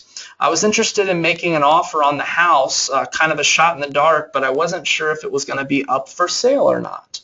And they may say, well, Steve, how'd you get my information? That's a objection that they'll say sometimes. And I'll say, well, you know, it was just down at the courthouse. I noticed the address, and like I said, it's kind of a shot in the dark, but we were interested in making an offer on the house. I wasn't sure if it was going to be for sale. And usually at that point, their guard's down a little bit, and they're like, okay, well, you know, what do you think you could offer? And I would get more so into the condition of the home before I just throw out a number and things like that. So just wanted to give you some meat there. Here is an offer formula. This is basically typically how, when you start to think, well, Steve, I don't know what to offer, right? You know, you may know what to offer, Steve, but I don't know what to offer. Here's a formula that you can go off of, and just know that, again, we're going to be around 40 to 60 cents on the dollar with our offers. A lot of investors, including us as wholesalers, we're going to calculate 65, I didn't put that on here, but 65 to 70% of the ARV. Now you may ask, what's the ARV? ARV is if the house were already fixed up and in perfect condition. So Basically, if it's a $200,000 house and houses in that neighborhood are selling for $200,000, and there's other comparables of houses with similar square footage and beds and bath that are selling for that, which you can look that up on Zillow under the sold, not what's like listed, but what's actually sold. It's kind of along the bottom right-hand side in yellow on Zillow. You can start to gauge, what houses are worth in that area, and that's something we're having a mentor to lean on. It's really an art over time. You don't have to be perfect, and the only way to get better is to take action, uncomfortable action. So 70% minus the repairs that the end investor, that the rehabber or the landlord would put into the house, minus our assignment fee would equal our offer. So in the example that a house is worth $200,000, let's say it's a 3-bedroom brick house, 1,500 square feet. A lot of times if a house needs a full update, it's going to need 30, 40K in repairs. So, and that's another part of the art where having a mentor helps a little bit, and we can do further trainings on how you calculate repairs. But let's say the house needs about 30,000 in work. It needs a full update, and we want to make 10,000. So if we do 70%, we're at 140, minus the 30K in work, minus the 10K, our offer would be around 100K. So notice that's right at 50 cents on the dollar. Kind of goes back to that formula. So if you do this formula properly, it's still going to usually be right around 40 to 60 cents on the dollar. So I'm going to take a quick drink, guys. So let's do this. Let's take about a 1 minute, I would say intermission, but we're definitely over the halfway point here. And actually, I want to wrap up soon, but I still have some really good content to share with you. So I just want to actually fill up some water. Let's take a 1 minute rest, and then we'll finish up and we'll dive into the Q&A, which I think is going to give you a lot of value. So just one moment here, guys.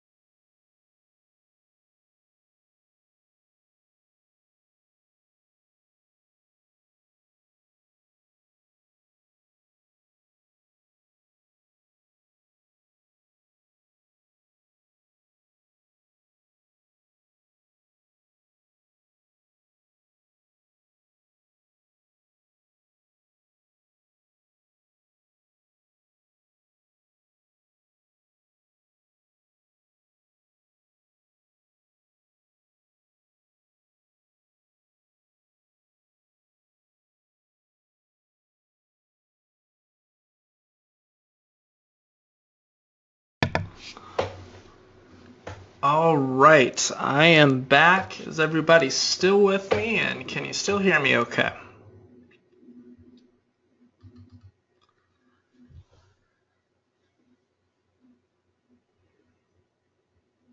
If you guys are ready to keep rocking here, go ahead and type a yes there or a Y in the chat, please. All right, appreciate that, Rita.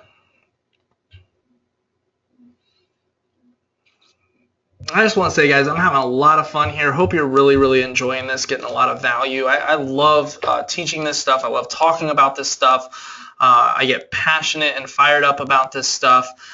So really just, take what resonates with you. There's going to be something on this that hopefully resonates with you, and just really, start applying it. And it's just amazing what can happen in, the next 3 to 6 months. So let's go ahead. I'm getting a lot of whys here, so let's continue on. The fortune, you may have heard this before, the fortune is in the follow-up.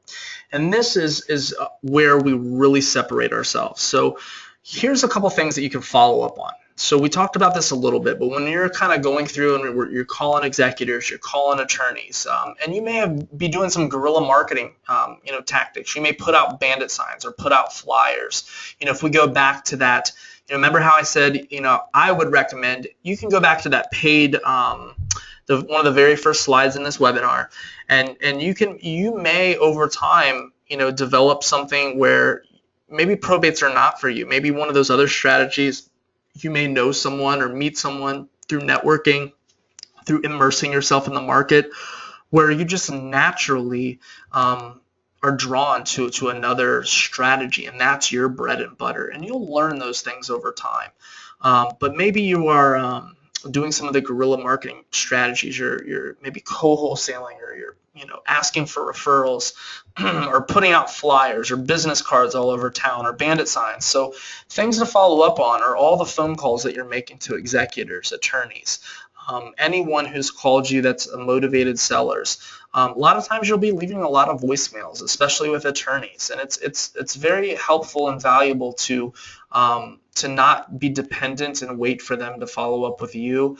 You don't want to go off the deep end and just really go crazy and call them like 10 times in a week, but it's helpful to kind of notate down that week's worth of leads that you're calling. Hey, I called these leads, I sat down at my computer in my office or wherever you're doing this from, and I called these 20 leads, and I left 13 messages on Monday. And then maybe Thursday, when you're working on your income producing activities, your focus time, it's like, okay, well, I really haven't heard back, from these leads. Let's go ahead and call these, these 13 leads again. So just doing that extra follow-up doesn't take a lot of time. 13 quick messages, you might bust that out in 30 minutes. It doesn't have to take a lot of time, and sometimes it's that small extra effort that's the difference maker. So just kind of keep that in mind. Same thing with emails back and forth with sellers or attorneys.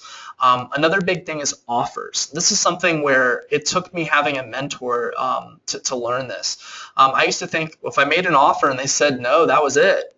And a really big thing in this business, a lot of times you're going to be offering, let's say $100,000 on that house in that 200,000 example. Maybe they're like, Steve, I like you. You seem like an awesome guy. I got your letter. I just really need to be at 145, and I know you're at 100. You've explained to me how you're going to put 30 or 40,000 into the house. You've explained that how you can pay cash, close quickly, and the reasons of going with you. But I just can't do it just yet. I'm not there yet. We never want to pressure anybody. I'm always just like, okay, Miss Jones, no problem at all. That's just where we would need to be in order for it to work for us. And I'm always speaking on behalf of myself and my partners, myself and my colleagues, which are your end buyers. And that's truthful. That's where they're going to need to be because they use that same formula. So we want it to be a win-win for everyone. And so I'm like, okay, Miss Jones, well, I tell you what, if anything changes, I certainly wish you the best of luck. Certainly go ahead and let me know, and, we'll go from there. And then what I'll do is maybe let a month or so pass by, 3 weeks pass by. You kind of just go with your gut a little bit, and as you're doing your follow-up calls on other leads and other emails, you can say, oh, well, I haven't checked in with Miss Jones in a while. So I'll call her back and say, hey, Miss Jones, it's Steve Howell here. Just giving you a quick call back about the house over on Green Street. I know we were a little far off, but not too far off a couple months ago or a couple weeks ago, and I was still really interested in the house over there. Did you end up selling it yet, or how are things going along? I was just thinking about you. Wanted to check in with you. that type of stuff right there, so many leads will come back around and you'll do business. They may not be ready because it takes a lot of motivation to want to sell at 50 or 60 cents on the dollar. And they may want to test it out on the market. They may want to list it with a realtor. But the more that you can, kind of jot down those things on paper, put it in a manila folder, and then just work through your manila folders. I mean, I'm a big technology guy. I'm not very techy. I don't know what I'm doing with technology half the time. But with this type of stuff, with writing down goals, like I said, something happens in your brain when you write it down versus, just like if I listen to a lot of podcasts, I listen to a lot of audios, but my mentor said, Steve, you're going to learn more. Even if you don't like to read, make yourself read, because when you physically read the book, something happens in your brain and you retain it more than if you just listen to something. So same type of thing with that, when you're kind of physically writing things down and you're checking up on your leads, you're following up, it just works. So just kind of take that as good advice. And just old leads, as you're calling through old leads, just follow up, check in with them, and then follow up on networking. If after a while of doing this, you'll develop an email database, save a master file of all your leads. Even if you cross them off the list, don't delete them. Just highlight them in red if it's a bad lead. If it's a good lead, you maybe put it in green or yellow. And what you can do is after a couple months, you can say, man, I got 300 attorney emails. Maybe I can craft an email and kind of explain the benefits of what I offer as opposed to somebody listing it. And maybe I can send it out in Gmail, not like in a blast, but in a, you can blind carbon copy where it's kind of personal, and email all the attorneys and try to drum up some business or some leads. Or, maybe I can go to another real estate investor association meeting and kind of rub shoulders with another wholesaler. Maybe they'll take me under their wing, or maybe I can sell one of their deals because I don't have any money to market myself, but maybe I can sell one of their deals and start advertising for a buyer. So, and same thing with realtors. You can reach out to realtors and ask them to, let them know that you buy houses cash in your area. You can close quickly. You also have a lot of other very good buyers, and sometimes you have to go on a little bit of faith. And as you start to immerse yourself in the industry, you will develop those buyers and you will develop those connections, and just to keep you in the loop and to check in if they have any deals where they need somebody to come in and close quickly. So that extra follow-up, going that extra mile, is just insanely valuable. So I wanted to touch on that. And then just consistency. It should take you about 1 to 3 hours to get your marketing done when you get the system down. Don't be surprised if the first couple of weeks it takes you like 5 to 8 to 10 hours. I get a lot of people that are like, Steve, wow, my gosh, it took me like 8 hours my first time. And you're not alone. It did me too. It takes a little bit to kind of, it's uncomfortable at first. You haven't been doing this probably a lot, or maybe you have been doing it, but not in such a systemized way. And it can't be one of those things that's lukewarm, that's done sometimes, it's not done all the time. Start with baby steps. Again, remember that slogan, do what you can from where you are with what you've got. But just, start small and just do what you can, but just be consistent. Even if you're generating 2 leads a week, follow up with those 2 leads, and here's just a tip, and this is one of those other punch to the guts, but it's true. A lot of people don't give it enough time. They may tell themselves, and I've done this before in so many different things, where I say, well, that's not going to be me. I'm going to do it. And then you find yourself, after a couple weeks getting discouraged and trying something else. So just don't quit too early. Just stick with it. Commit for 3 to 6 months of doing, resolve to mastery. And I think you'll be so much further ahead than if you had not came on this webinar and kind of learned some of these tactics and strategies. So another great book that I've read recently and that I love is called the 10X Rule. So this will be another really good read. Maybe a little abrasive for some, but it's just about taking massive action.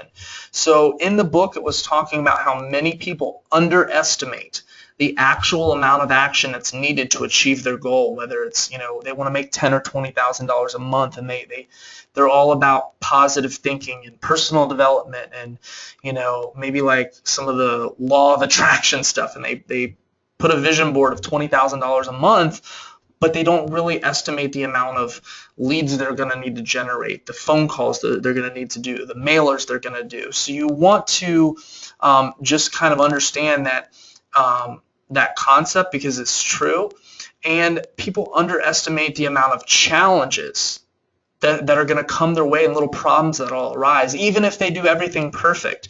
And that's where taking action becomes so important, because, you know, thinking about it or listening to videos or, you know, not getting out there before you're ready is something where you can't foresee those challenges until they actually come up. You can't overcome those problems because you physically just cannot think of everything that's going to happen. So it's just much, much better, and you'll save more time and more pain and more pain, really, if you just kind of get out there and get moving and learn as you go. So how do we combat this? A great way, and it talks about this a lot in the book, is by committing up front that we're just going to take 10 times the amount of action. Because if we're doing things at a 10x level and just taking massive amounts of action, even if we mess up here and there, it's gonna work out in our favor. And average levels of action, I mean, average businesses, I don't even know the latest statistics, so I'm not gonna butcher that, but, you know, the average business fails, right? You know, nobody wants to be average. So in order to not be average, we have to take higher levels of action. We have to do more. And by being more productive and being more focused and focusing on leads that are motivated from the get-go and that have less competition, and being more thorough and having integrity and ethics, and you know, separating ourselves and finding stuff that are different. You know, a lot of wholesalers find stuff on the MLS and all the investors know about it, where if you're doing probate or, you know, one of these other methods, you're getting stuff that's not on the MLS. So it's going to stand out to people, and these things, you know, are really how we move forward. So just decide now that you're going to work harder in the next 3 to 6 months than you've ever worked in your life. And if you make that decision, I believe great things are going to happen. It's not going to be easy, but it's going to be worth it. Massive amounts of action, focused action will get you there. And if you don't commit to that, just as a fair warning, it really only does hurt yourself and hurts those you care about. Because if you're sacrificing time to, you know, be away from your family and to do this, but you're kind of playing at half tilt, it's not going to get you there. So you have to play at full tilt. And guys, this is something that you grow into as you're doing it. So let that encourage you. I got 2 more slides, and we're going to get into some questions finally. I know this has ran a little long, but I hope you've got a lot of value. So big questions that people, you know, always have are, you know, contracts.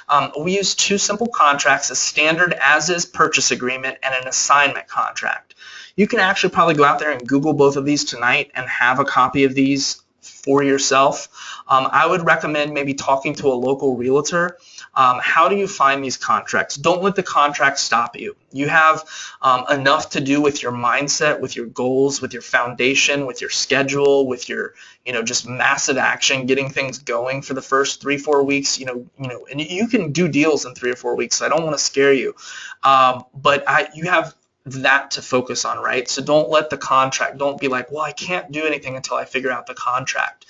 You know, in your downtime, after you've done your income producing activities, you know, you can maybe at one of your local real estate meetings, you can find an investor friendly realtor. You can Google, if you live in Houston, you can say, okay, Houston state approved purchase contract, or, you know, Houston realtors contract.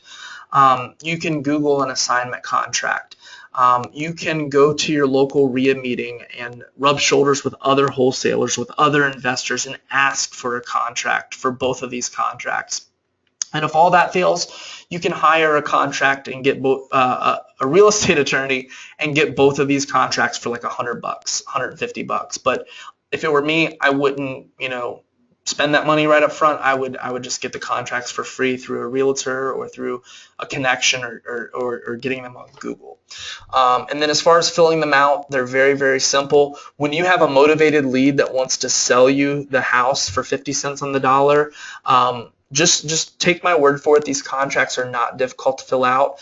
It's something that I'd be happy to help you with personally if you're to that point already, where you're like, I have a deal that I need to have this, I have a deal to this point. If you have a deal to that point and the only thing that's in your way is filling out a contract, you'll figure out how to fill out the contract. That's kind of how that like going on faith, taking action things work. It's like, we can think about things forever, but this is just really powerful stuff. And the same thing with buyers. So a common question that I had in the beginning is, where are my buyers going to come from? Even if I don't have any connections, where are they going to come from? A lot of times they're going to be landlords and rehabbers in your local area. And like we talked about earlier, good deals will take care of the rest. They're going to take care of the buyers. They're going to come out of the woodworks, focus on getting a good deal first. Just a couple of ways, and this is something I can do future trainings on. We can go in more in depth, but even with the latest technologies out there, some of the best ways you're going to sell your deals are very simple.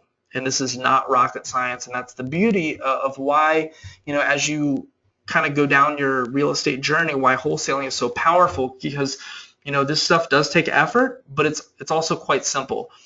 You can put out 10 to 15 what are called bandit signs, white plastic signs, that say something to the effect of investor special, 99K cash, worth 200K, and your phone number. And you're going to get a lot of phone calls, probably 10, 15, 20 phone calls. And then you simply, tell them the specs of the deal and the fact that it's for sale for 99K, and we walk them through the deal. As far as another method, we can send out a colorful flyer to cash buyers in your zip code. So whatever zip code the house is that you have under contract, there's a couple of different programs out there, and we can again do some further training on this, but you can you can have a local realtor help you with this. Look up all the LLCs, all the people who have bought houses in that zip code in the last 3 to 6 months for cash. A lot of times we'll find 30 to 50 buyers, sometimes a little less, sometimes a little more, and we'll send them a flyer. And then by just going to your local RIA meeting, handing out flyers, a lot of times at the end of those meetings, they'll have like an open mic night where each wholesaler can come up and spend a minute and pitch their deal. So these are just a couple of ways to kind of answer that immediate question that's in your mind. Finding the buyers is not difficult. You can absolutely do it, and this is something we can do future trainings on. But this, should be enough to give you the confidence that it's possible.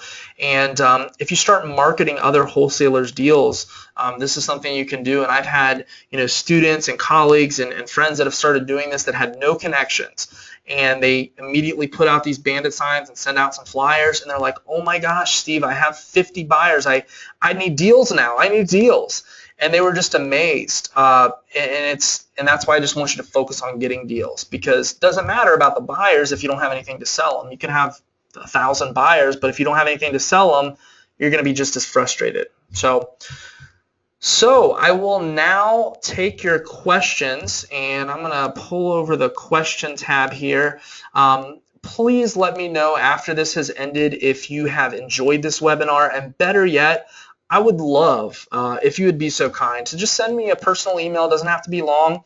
You can even include a picture if you want to, what you thought of the webinar, if you liked it, if you didn't like it, if it was helpful. I would love to hear your feedback, because that just helps me in the future produce better content for you. And my biggest thing is helping you overcome the obstacles that are in your way, and then everybody wins. So I'm going to go ahead and open it up to questions now. So go ahead, if you have any questions, type them in. I'm going to take a drink of water, and we'll dive in here in just a minute.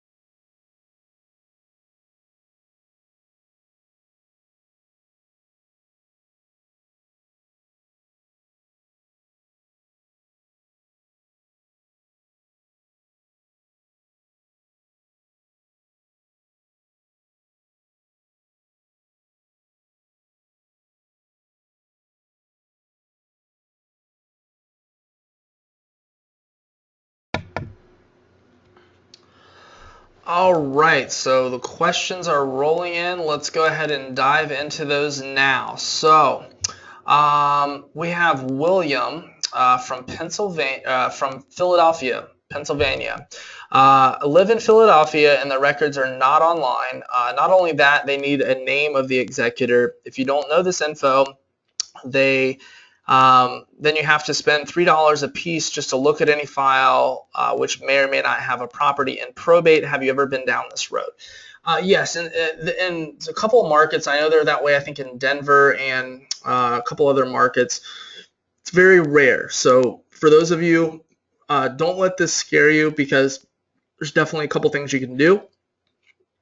One, I would definitely say to further investigate. So many times you'll get a roadblock like this where someone will look at you like you're an alien, or like they have no clue what you're talking about.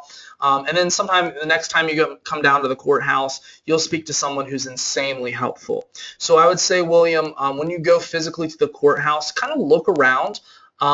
If there's any other people that you think would maybe be investors, maybe they're in the records department, they have a laptop or an iPad, I would try to befriend them, or to kind of ask them, hey, and see if you can just get some pointers. Another thing is, sometimes you need to go over to the records department and ask for the list of estates that have been released that week, because then you will have all the names of the executor. So sometimes in the probate division, they'll say, okay, well, yeah, we need a name of the executor, but they don't really understand how the process works. They're just being paid hourly. They're putting in their 9 to 5, and they're not really trying to be too helpful. So it helps to anything you can do to develop a good relationship with them, being friendly but also assertive, and then you want to ask further questions with the records department, and basically ask for the list of estates. I mean, if you pay taxes, it is public information. You do have a right to view that information. Another thing that you can do is you can kind of get really creative on Google about how, and sometimes even on YouTube, about how to find probates in your area, in your market. And sometimes you'll find like a forum or chat room or something that'll help with that. And then also, another thing you can do is go to your local real estate investors association, and again, rub shoulders with other wholesalers, with other people, and just see if somebody can give you an inside tip.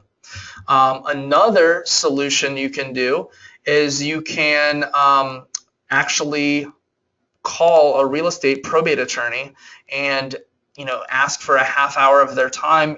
Unfortunately, you may have to pay for that. So depending on what they charge, it may cost you $50 or $75 for a half an hour.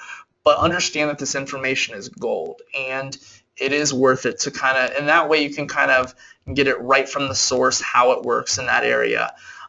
There are just a handful, and when I say, I do this all over the country. I work with people all over the country, so I can count it on one hand the amount of markets that they're that stringent. One other thing that you can do is there's only one paid service that I would recommend, but I still am a big believer of doing it yourself. Probatesdaily.com. I know the owner, manager. Her name is Tangie, like tangerine, like Tangie. If you ask for Tangie, she can tell you exactly how it works in your county, and she can basically deliver leads to your inbox each and every week. She does it in every single county in the U.S. She has someone physically go to the courthouse. She's been doing it since 2004, and she basically they only send you the files where there's real estate attached. I will tell you that it's not necessarily cheap, but if you mention my name, Steve Howell, she will give you a 20% discount. I'll let her tell you the price, but I think it's somewhere around $50 a week, like $200 a month. So it's a little pricey, but if you factor in the time of how long it takes you to get down there, and in your case, $3 a piece, it's going to be worth it, and this stuff is still worth it. So then your marketing cost, maybe $300 a month instead of $200 a month. But in the grand scheme of things, it's still going to be way cheaper than any other lead source. I still think it's very valuable to keep digging yourself. Don't just, decide, well, it's impossible in my area. That's like the worst thing that you could do. So William, awesome question. I've ran into that. Another thing, this is one last solution for you here, is sometimes, like I know in one county that's close to me, yes, George, I do have a replay that I'm going to offer tomorrow, so I appreciate you, brother, for coming on here late. I will have the replay link as soon as I end this webinar. It's going to probably take a little while for this video to load and render to my computer. It usually takes a couple hours. My plan is to send that out in the morning, and I'll have that up for about 48 hours so you guys can reference this. But William, going back, one other thing that you can do is, it's slipping my mind now. Okay, I got it. I had ADD for just a second there. Sorry about that. You can actually go on and if there's like an internal database, right? If they have a kiosk, sometimes other than the name of the executor, you can find out, again, from the records department, what the recent case numbers are ending in. So let's say, for example, the case number is ending in 00150. You can, or let's keep it easier, 00500. You can go back in the kiosk and punch 00499, 004998. So you can kind of start working your way backwards. And then once you figure out, like, okay, 00500 is October 1st, you can start working your way backwards and work your way back for 90 days. So I've given you like about 6 different options you can try. And if you just, even if it takes you 2 or 3 weeks to really figure that out in your area, it's going to be well worth it. And most people will not jump through those hoops and really take the time to learn that. So you'll have virtually like no competition. But do those 5 or 6 things that I mentioned, and you will find out how to do it in your area for sure. Awesome questions. So Steve Wise asks, love the webinar. Do you offer any mentoring? I do offer actually one-on-one consulting and mentoring, and I promised you guys that I'm not going to do any pitching in this webinar, so I'm not going to go into that too much. I would say if you do have any interest in one-on-one consulting, mentoring, as far as having me help you with the ARV, with your offers, with all that stuff, go ahead and send me a personal email. For being my subscriber, for being on this webinar, I will make sure that I give you a very, very reasonable price. I don't outsource my mentoring to like some third party. If you've seen my other webinar, like I had a horrible experience. I'd have to call into 1-800 numbers and talk to somebody different every time. And I just believe in helping people one-on-one, and that's how I learned. When you can talk with somebody about what to offer and what to say for certain curveballs, it just helps so much. So I would say, even if it's not with me, that finding a mentor is something that should be high on your list. But I'm not going to offer anything tonight because I told you I'm not going to sell anything. But if you are very interested, please send me an email and I'll talk with you one-on-one, and we can work that out.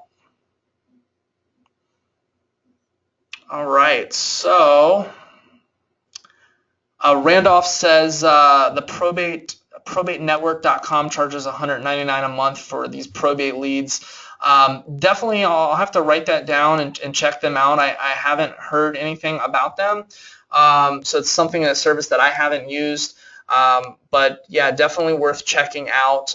The one that I would recommend is probatesdaily.com. But again, if you can, I'm a big believer on taking full control of my business, just because you want to make sure you're getting all the leads. You want to make sure that you have control and you know how to do it. And God forbid, if they ever go out of business, you can sustain. So yeah. And Randolph, my why is to be there for my kids full time. I love that. I think family is such a big, motivating factor of why to do this. So Donovan looks like also said, I made this mistake with my second deal. I was miscalculating the ARV. That is one of the most common things that happen. I mean, I was looking at a bunch of deals today that people have sent me, and they were all excited, but they had the deal under contract for too much, and I just that's something I made that mistake in the beginning. So being conservative with your offer is very, very important. That's 70% of the market value minus repairs, minus the fee that you want to make, and then being just disciplined. And yes, you'll get less deals under contract, but there's some people who teach just get anything and everything under contract, and I don't believe in that. I don't think it's ethical, and it's not right by the seller. I'd rather get, instead of 10 deals under contract, I'd rather get 4 under contract than a month, sell all 4 of them, $10,000 each, to make 40 grand, than trying to get 10 under contract. So by being more conservative, it may seem more difficult in the beginning, but it's just a better way to go about business, and it's part of that ethical thing that we talked about. So let's see what else we got here. Don't be shy. Any questions? There's no dumb questions. I want to make sure everybody's questions is answered here. So.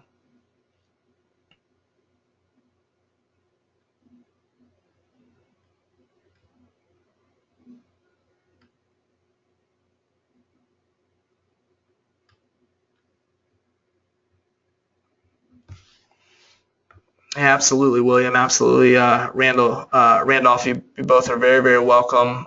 Yeah, I like doing these live as well, and not pre-recorded. I think that's important. I think it's valuable to know what's going on in the current market, not 3 months ago, 6 months ago, a year ago. So yeah, definitely agree. What's a way to calculate the ARV, 100% ARV? So ARV is after repair value. That's basically so imagine a rehabber goes in and fixes up the house, and the house is in basically perfect condition. Think back to some of those TV shows, the Flip That House. Whatever price they're going to list it to sell quickly. So yeah, houses may be selling like across the street, next door, their same type of house for $250. Well, a lot of times what rehabbers will do, they'll price that house for $240 because they just invested a couple $100 grand of their money, and they want their profit. So they're gonna basically put it at like a no-brainer price. So really, the couple factors you want to look at, if your house is a brick house, you want to look at sold comps or sold comparables. And how you do that is you can again befriend a realtor to get access to the MLS, but you don't need the MLS, so don't use that as an excuse or something to stop you. You can, many times when I first started and was low on money, I just used Zillow, not the Zestimate, because that can sometimes be right on point, but a lot of times it can be off. So use that as a guide. What I'll do when I have an address, when I'm trying to figure out what it's worth, I'll type the whole thing, zip code, street, everything, city, state, everything into Google, and I'll basically click on like the first 5 to 10 links. I'll see what Zillow says it's worth. I'll write that down. See what Trulia says it's worth. I'll write that down. I'll see what Homes.com or Remax or one of those realtor companies says it's worth. Homesnap.com, Redfin, a lot of those will pop up on the first page of Google. I'll notate down what all those say that it's worth, and I'll start to kind of come up with an average, but that's not where I leave it. What I'll do from there is I will look up the house on the auditor site. So let's just pretend you are in Brown County, Tennessee. I don't even know if there's a Brown County, Tennessee, just making it up. But you want to Google Brown County, Tennessee tax auditor site in this hypothetical example. And when you want to look under the property records. And a lot of times they don't want you using street or drive or east or west. You'll just type in 123 and then Maine, and that's it. And then it'll pull up the address. So one skill that you'll want to develop in your downtime after you've done your income producing activities is you want to just, whatever your target market is, I would recommend focusing. Here's another thing that I actually didn't touch on tonight, but it's helpful.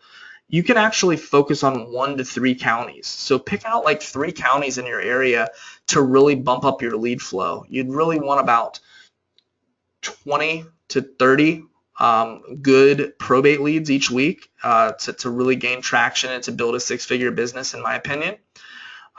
So do 1 to 3 counties. Don't overwhelm yourself. Start with 1 and work your way up, and learn how those counties' auditor sites work. And the tax assessed value is basically like what the county for tax purposes says the house is worth. And that actually, I will put more weight into that than like Zillow.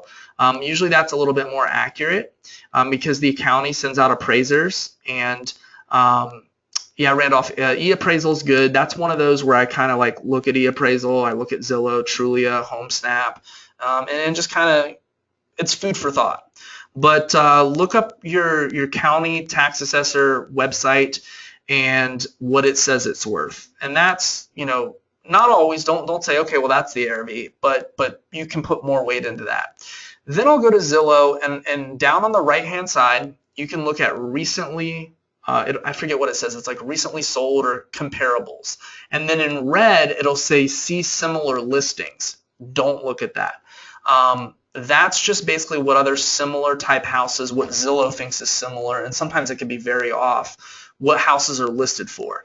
When we're selling these contracts or houses basically to investors, and when they're deciding if it's a good contract for them to take over when you're assigning your contract, they want the proof in the pudding. They're going to put up $50,000 or $250,000 cash and close.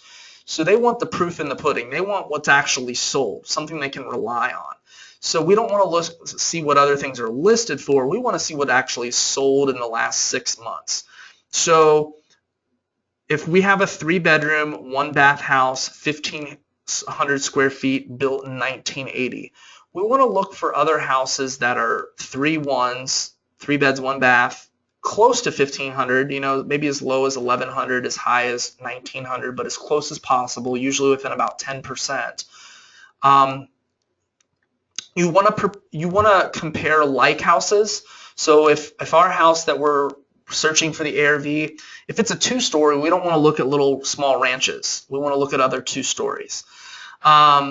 So then what you can do below the red part where it's like similar listings, you can see similar sold, or I forget what it's like, recently sold or recently comparable sold, and that's in yellow.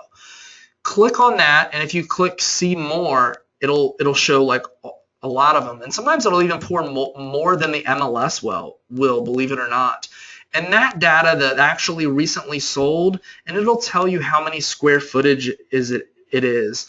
And you want to make sure it's within like a mile radius. And Zillow, doggone it, used to tell you exactly how many miles, like 0.06 miles or 0.25 miles. And the closer the better. You really want it to be within a 1/4 mile or within a 1/2 mile. No more than a mile, or it's not really good comp. That's why like rural stuff is really hard. So for wholesaling, don't worry about stuff that's way out in the country in the cornfields. If it doesn't have a lot of comps, you want to skip that lead. If it's a super tiny house below 700 square feet, like a 1-bedroom, those usually don't work well. Mobile homes are tough. You can wholesale them, but I wouldn't focus on them.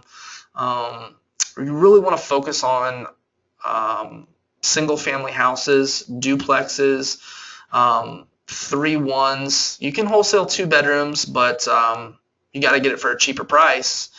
And that's really what you want to focus on. So with all that, then you can kind of factor in what houses have sold for, and you can come up with your ARV when you look at all those factors. And that's where it helps having a mentor, because you're not going to get it right all the time. But with the info I've given you, study this, listen to this over and over in your downtime, in your car, in your commute, and it'll start to make sense. And William, Zillow a lot of times is too high. So yeah, definitely it can be off. Sometimes I see it's right, sometimes it's way too high, sometimes it's way too low. So I definitely agree.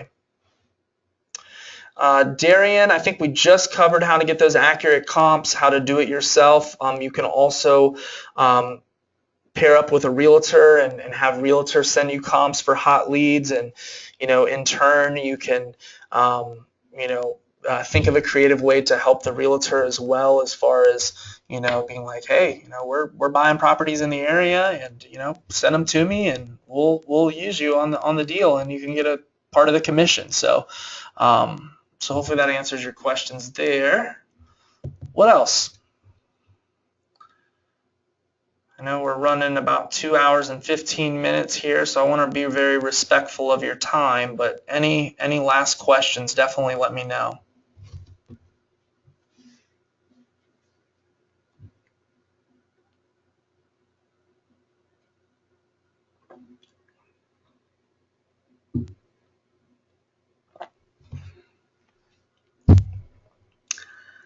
Randolph, real estate is crazy here in Cali.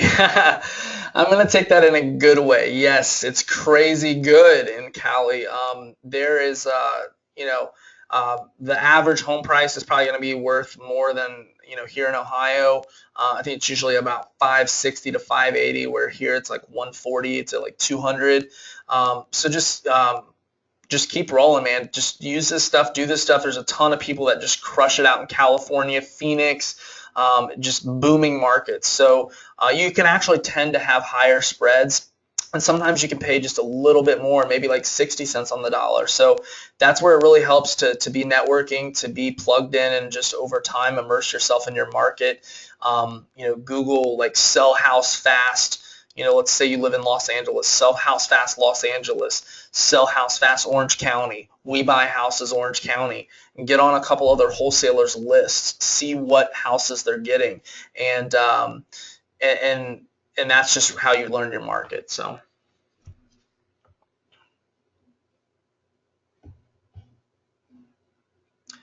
Yeah, Denise, great question. So I'd like to know more about working with a realtor. They scare me. Thought they would only work with us if we paid their traditional commission, not a portion of ours. Is that what you mean? Yeah, a lot of traditional realtors don't necessarily understand wholesaling, or it's kind of opposite ends of the spectrum. It's kind of like our competition, if you will, because somebody inherits a house, or they're super motivated. They can either list it or they can sell it, at a cheaper price to a cash investor. So it's kind of like, in a sense, there are our competition, but it's good to kind of, again, at those local real estate investor associations, you'll start to meet people that are realtors, because even some of my very best friends here in Ohio are great realtors. They flip houses, they wholesale houses. If they can't come to an agreement wholesaling, or if it's not a good enough deal to flip, they'll list the house and they just crush it. But some, and this is not to pick on realtors, I work with a lot of realtors actually all over the country, but some can, just like in any profession, some can be more fear-oriented or narrow-minded, or thinking of people as competition rather than thinking of people as assets and potential partners and win-win solutions. So, as you go out, start asking around for investor-friendly realtors. And, a lot of times I won't necessarily use a realtor on a deal, only in the sense of if I start to develop a good relationship and they're like, hey, I see you have this property under contract. I know a really good buyer. If it's a $20,000 spread, they may make a percentage, a commission. So maybe they're making $3,000 or $4,000, but heck, I don't care. That's 16 for me and 4 for the realtor, and everybody's happy. So I would, just not let the realtor thing scare you, and always think of win-win solutions of how, they can potentially help you, maybe with MLS, and maybe you could be a benefit to them.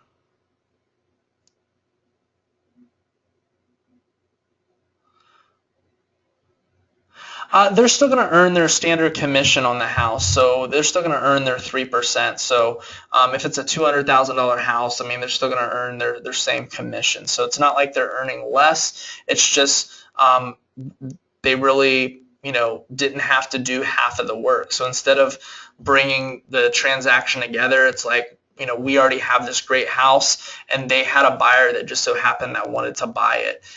So you're actually bringing half of the equation to them. So they're earning the same amount they would. It's just, had they not known you, that's $6,000 less that they would have made that month. So, the right realtors will really benefit from that.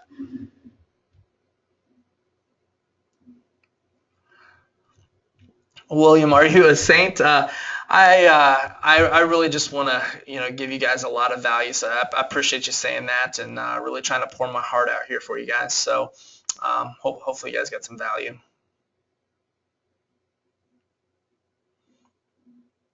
Yeah, Randolph, definitely send an email. Any questions you guys have, certainly send via email. Happy to address them.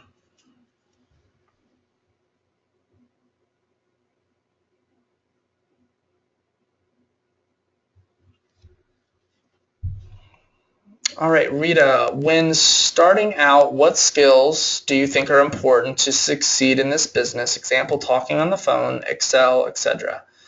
I think that those two skills that you mentioned are great. Learning how to use Excel, learning, but you kind of learn as you go. So if you aren't familiar with Excel, one of the great things you can do now with all the technology is, anytime, and I'll give you an example. When I was doing my letters, right, to let's say 20 leads a week, in the very beginning when I first started, I was going and backspacing every time. So instead of having it kind of automated with mail merge, I would backspace it. The first letter would be to Dear John and to his address, and then I'd backspace Dear Margaret, and then her address, and it was like that way. And I wanted to learn how to automate it, so I taught myself, and I was actually quite stupid. It took me like 6 months to do it this way, but I started YouTubing and asking friends and just asking around how to do mail merge. And now, everybody that I work with, that I talk with, I highly recommend using mail merge, because you just link up your Excel spreadsheet and your Word document, and it just pre-populates everything with like attorney first name, comma, executor first name, last name, executor address, and then it just kind of spits in all the information. So just use YouTube. If you struggle with Excel, YouTube that. Talking on the phone, this is a fear that a lot of people have. So whether it's if you have an accent or you're shy, I actually can be shy, like in personal settings and stuff, believe it or not. So you can you can learn, and I think the best way, especially with on the phone and handling objections and fears like that, the best way to learn is as you go. There's just no better way. But if you read that book, Straight Line Leadership, that I recommended earlier in the webinar, I think that'll really benefit. But yeah, just having people's best intention, being good at sorting information, recognizing if a lead is hot or not, recognizing their motivation, building rapport with people. Those are all skills that you'll develop with this. So don't overthink like the skills, but great question.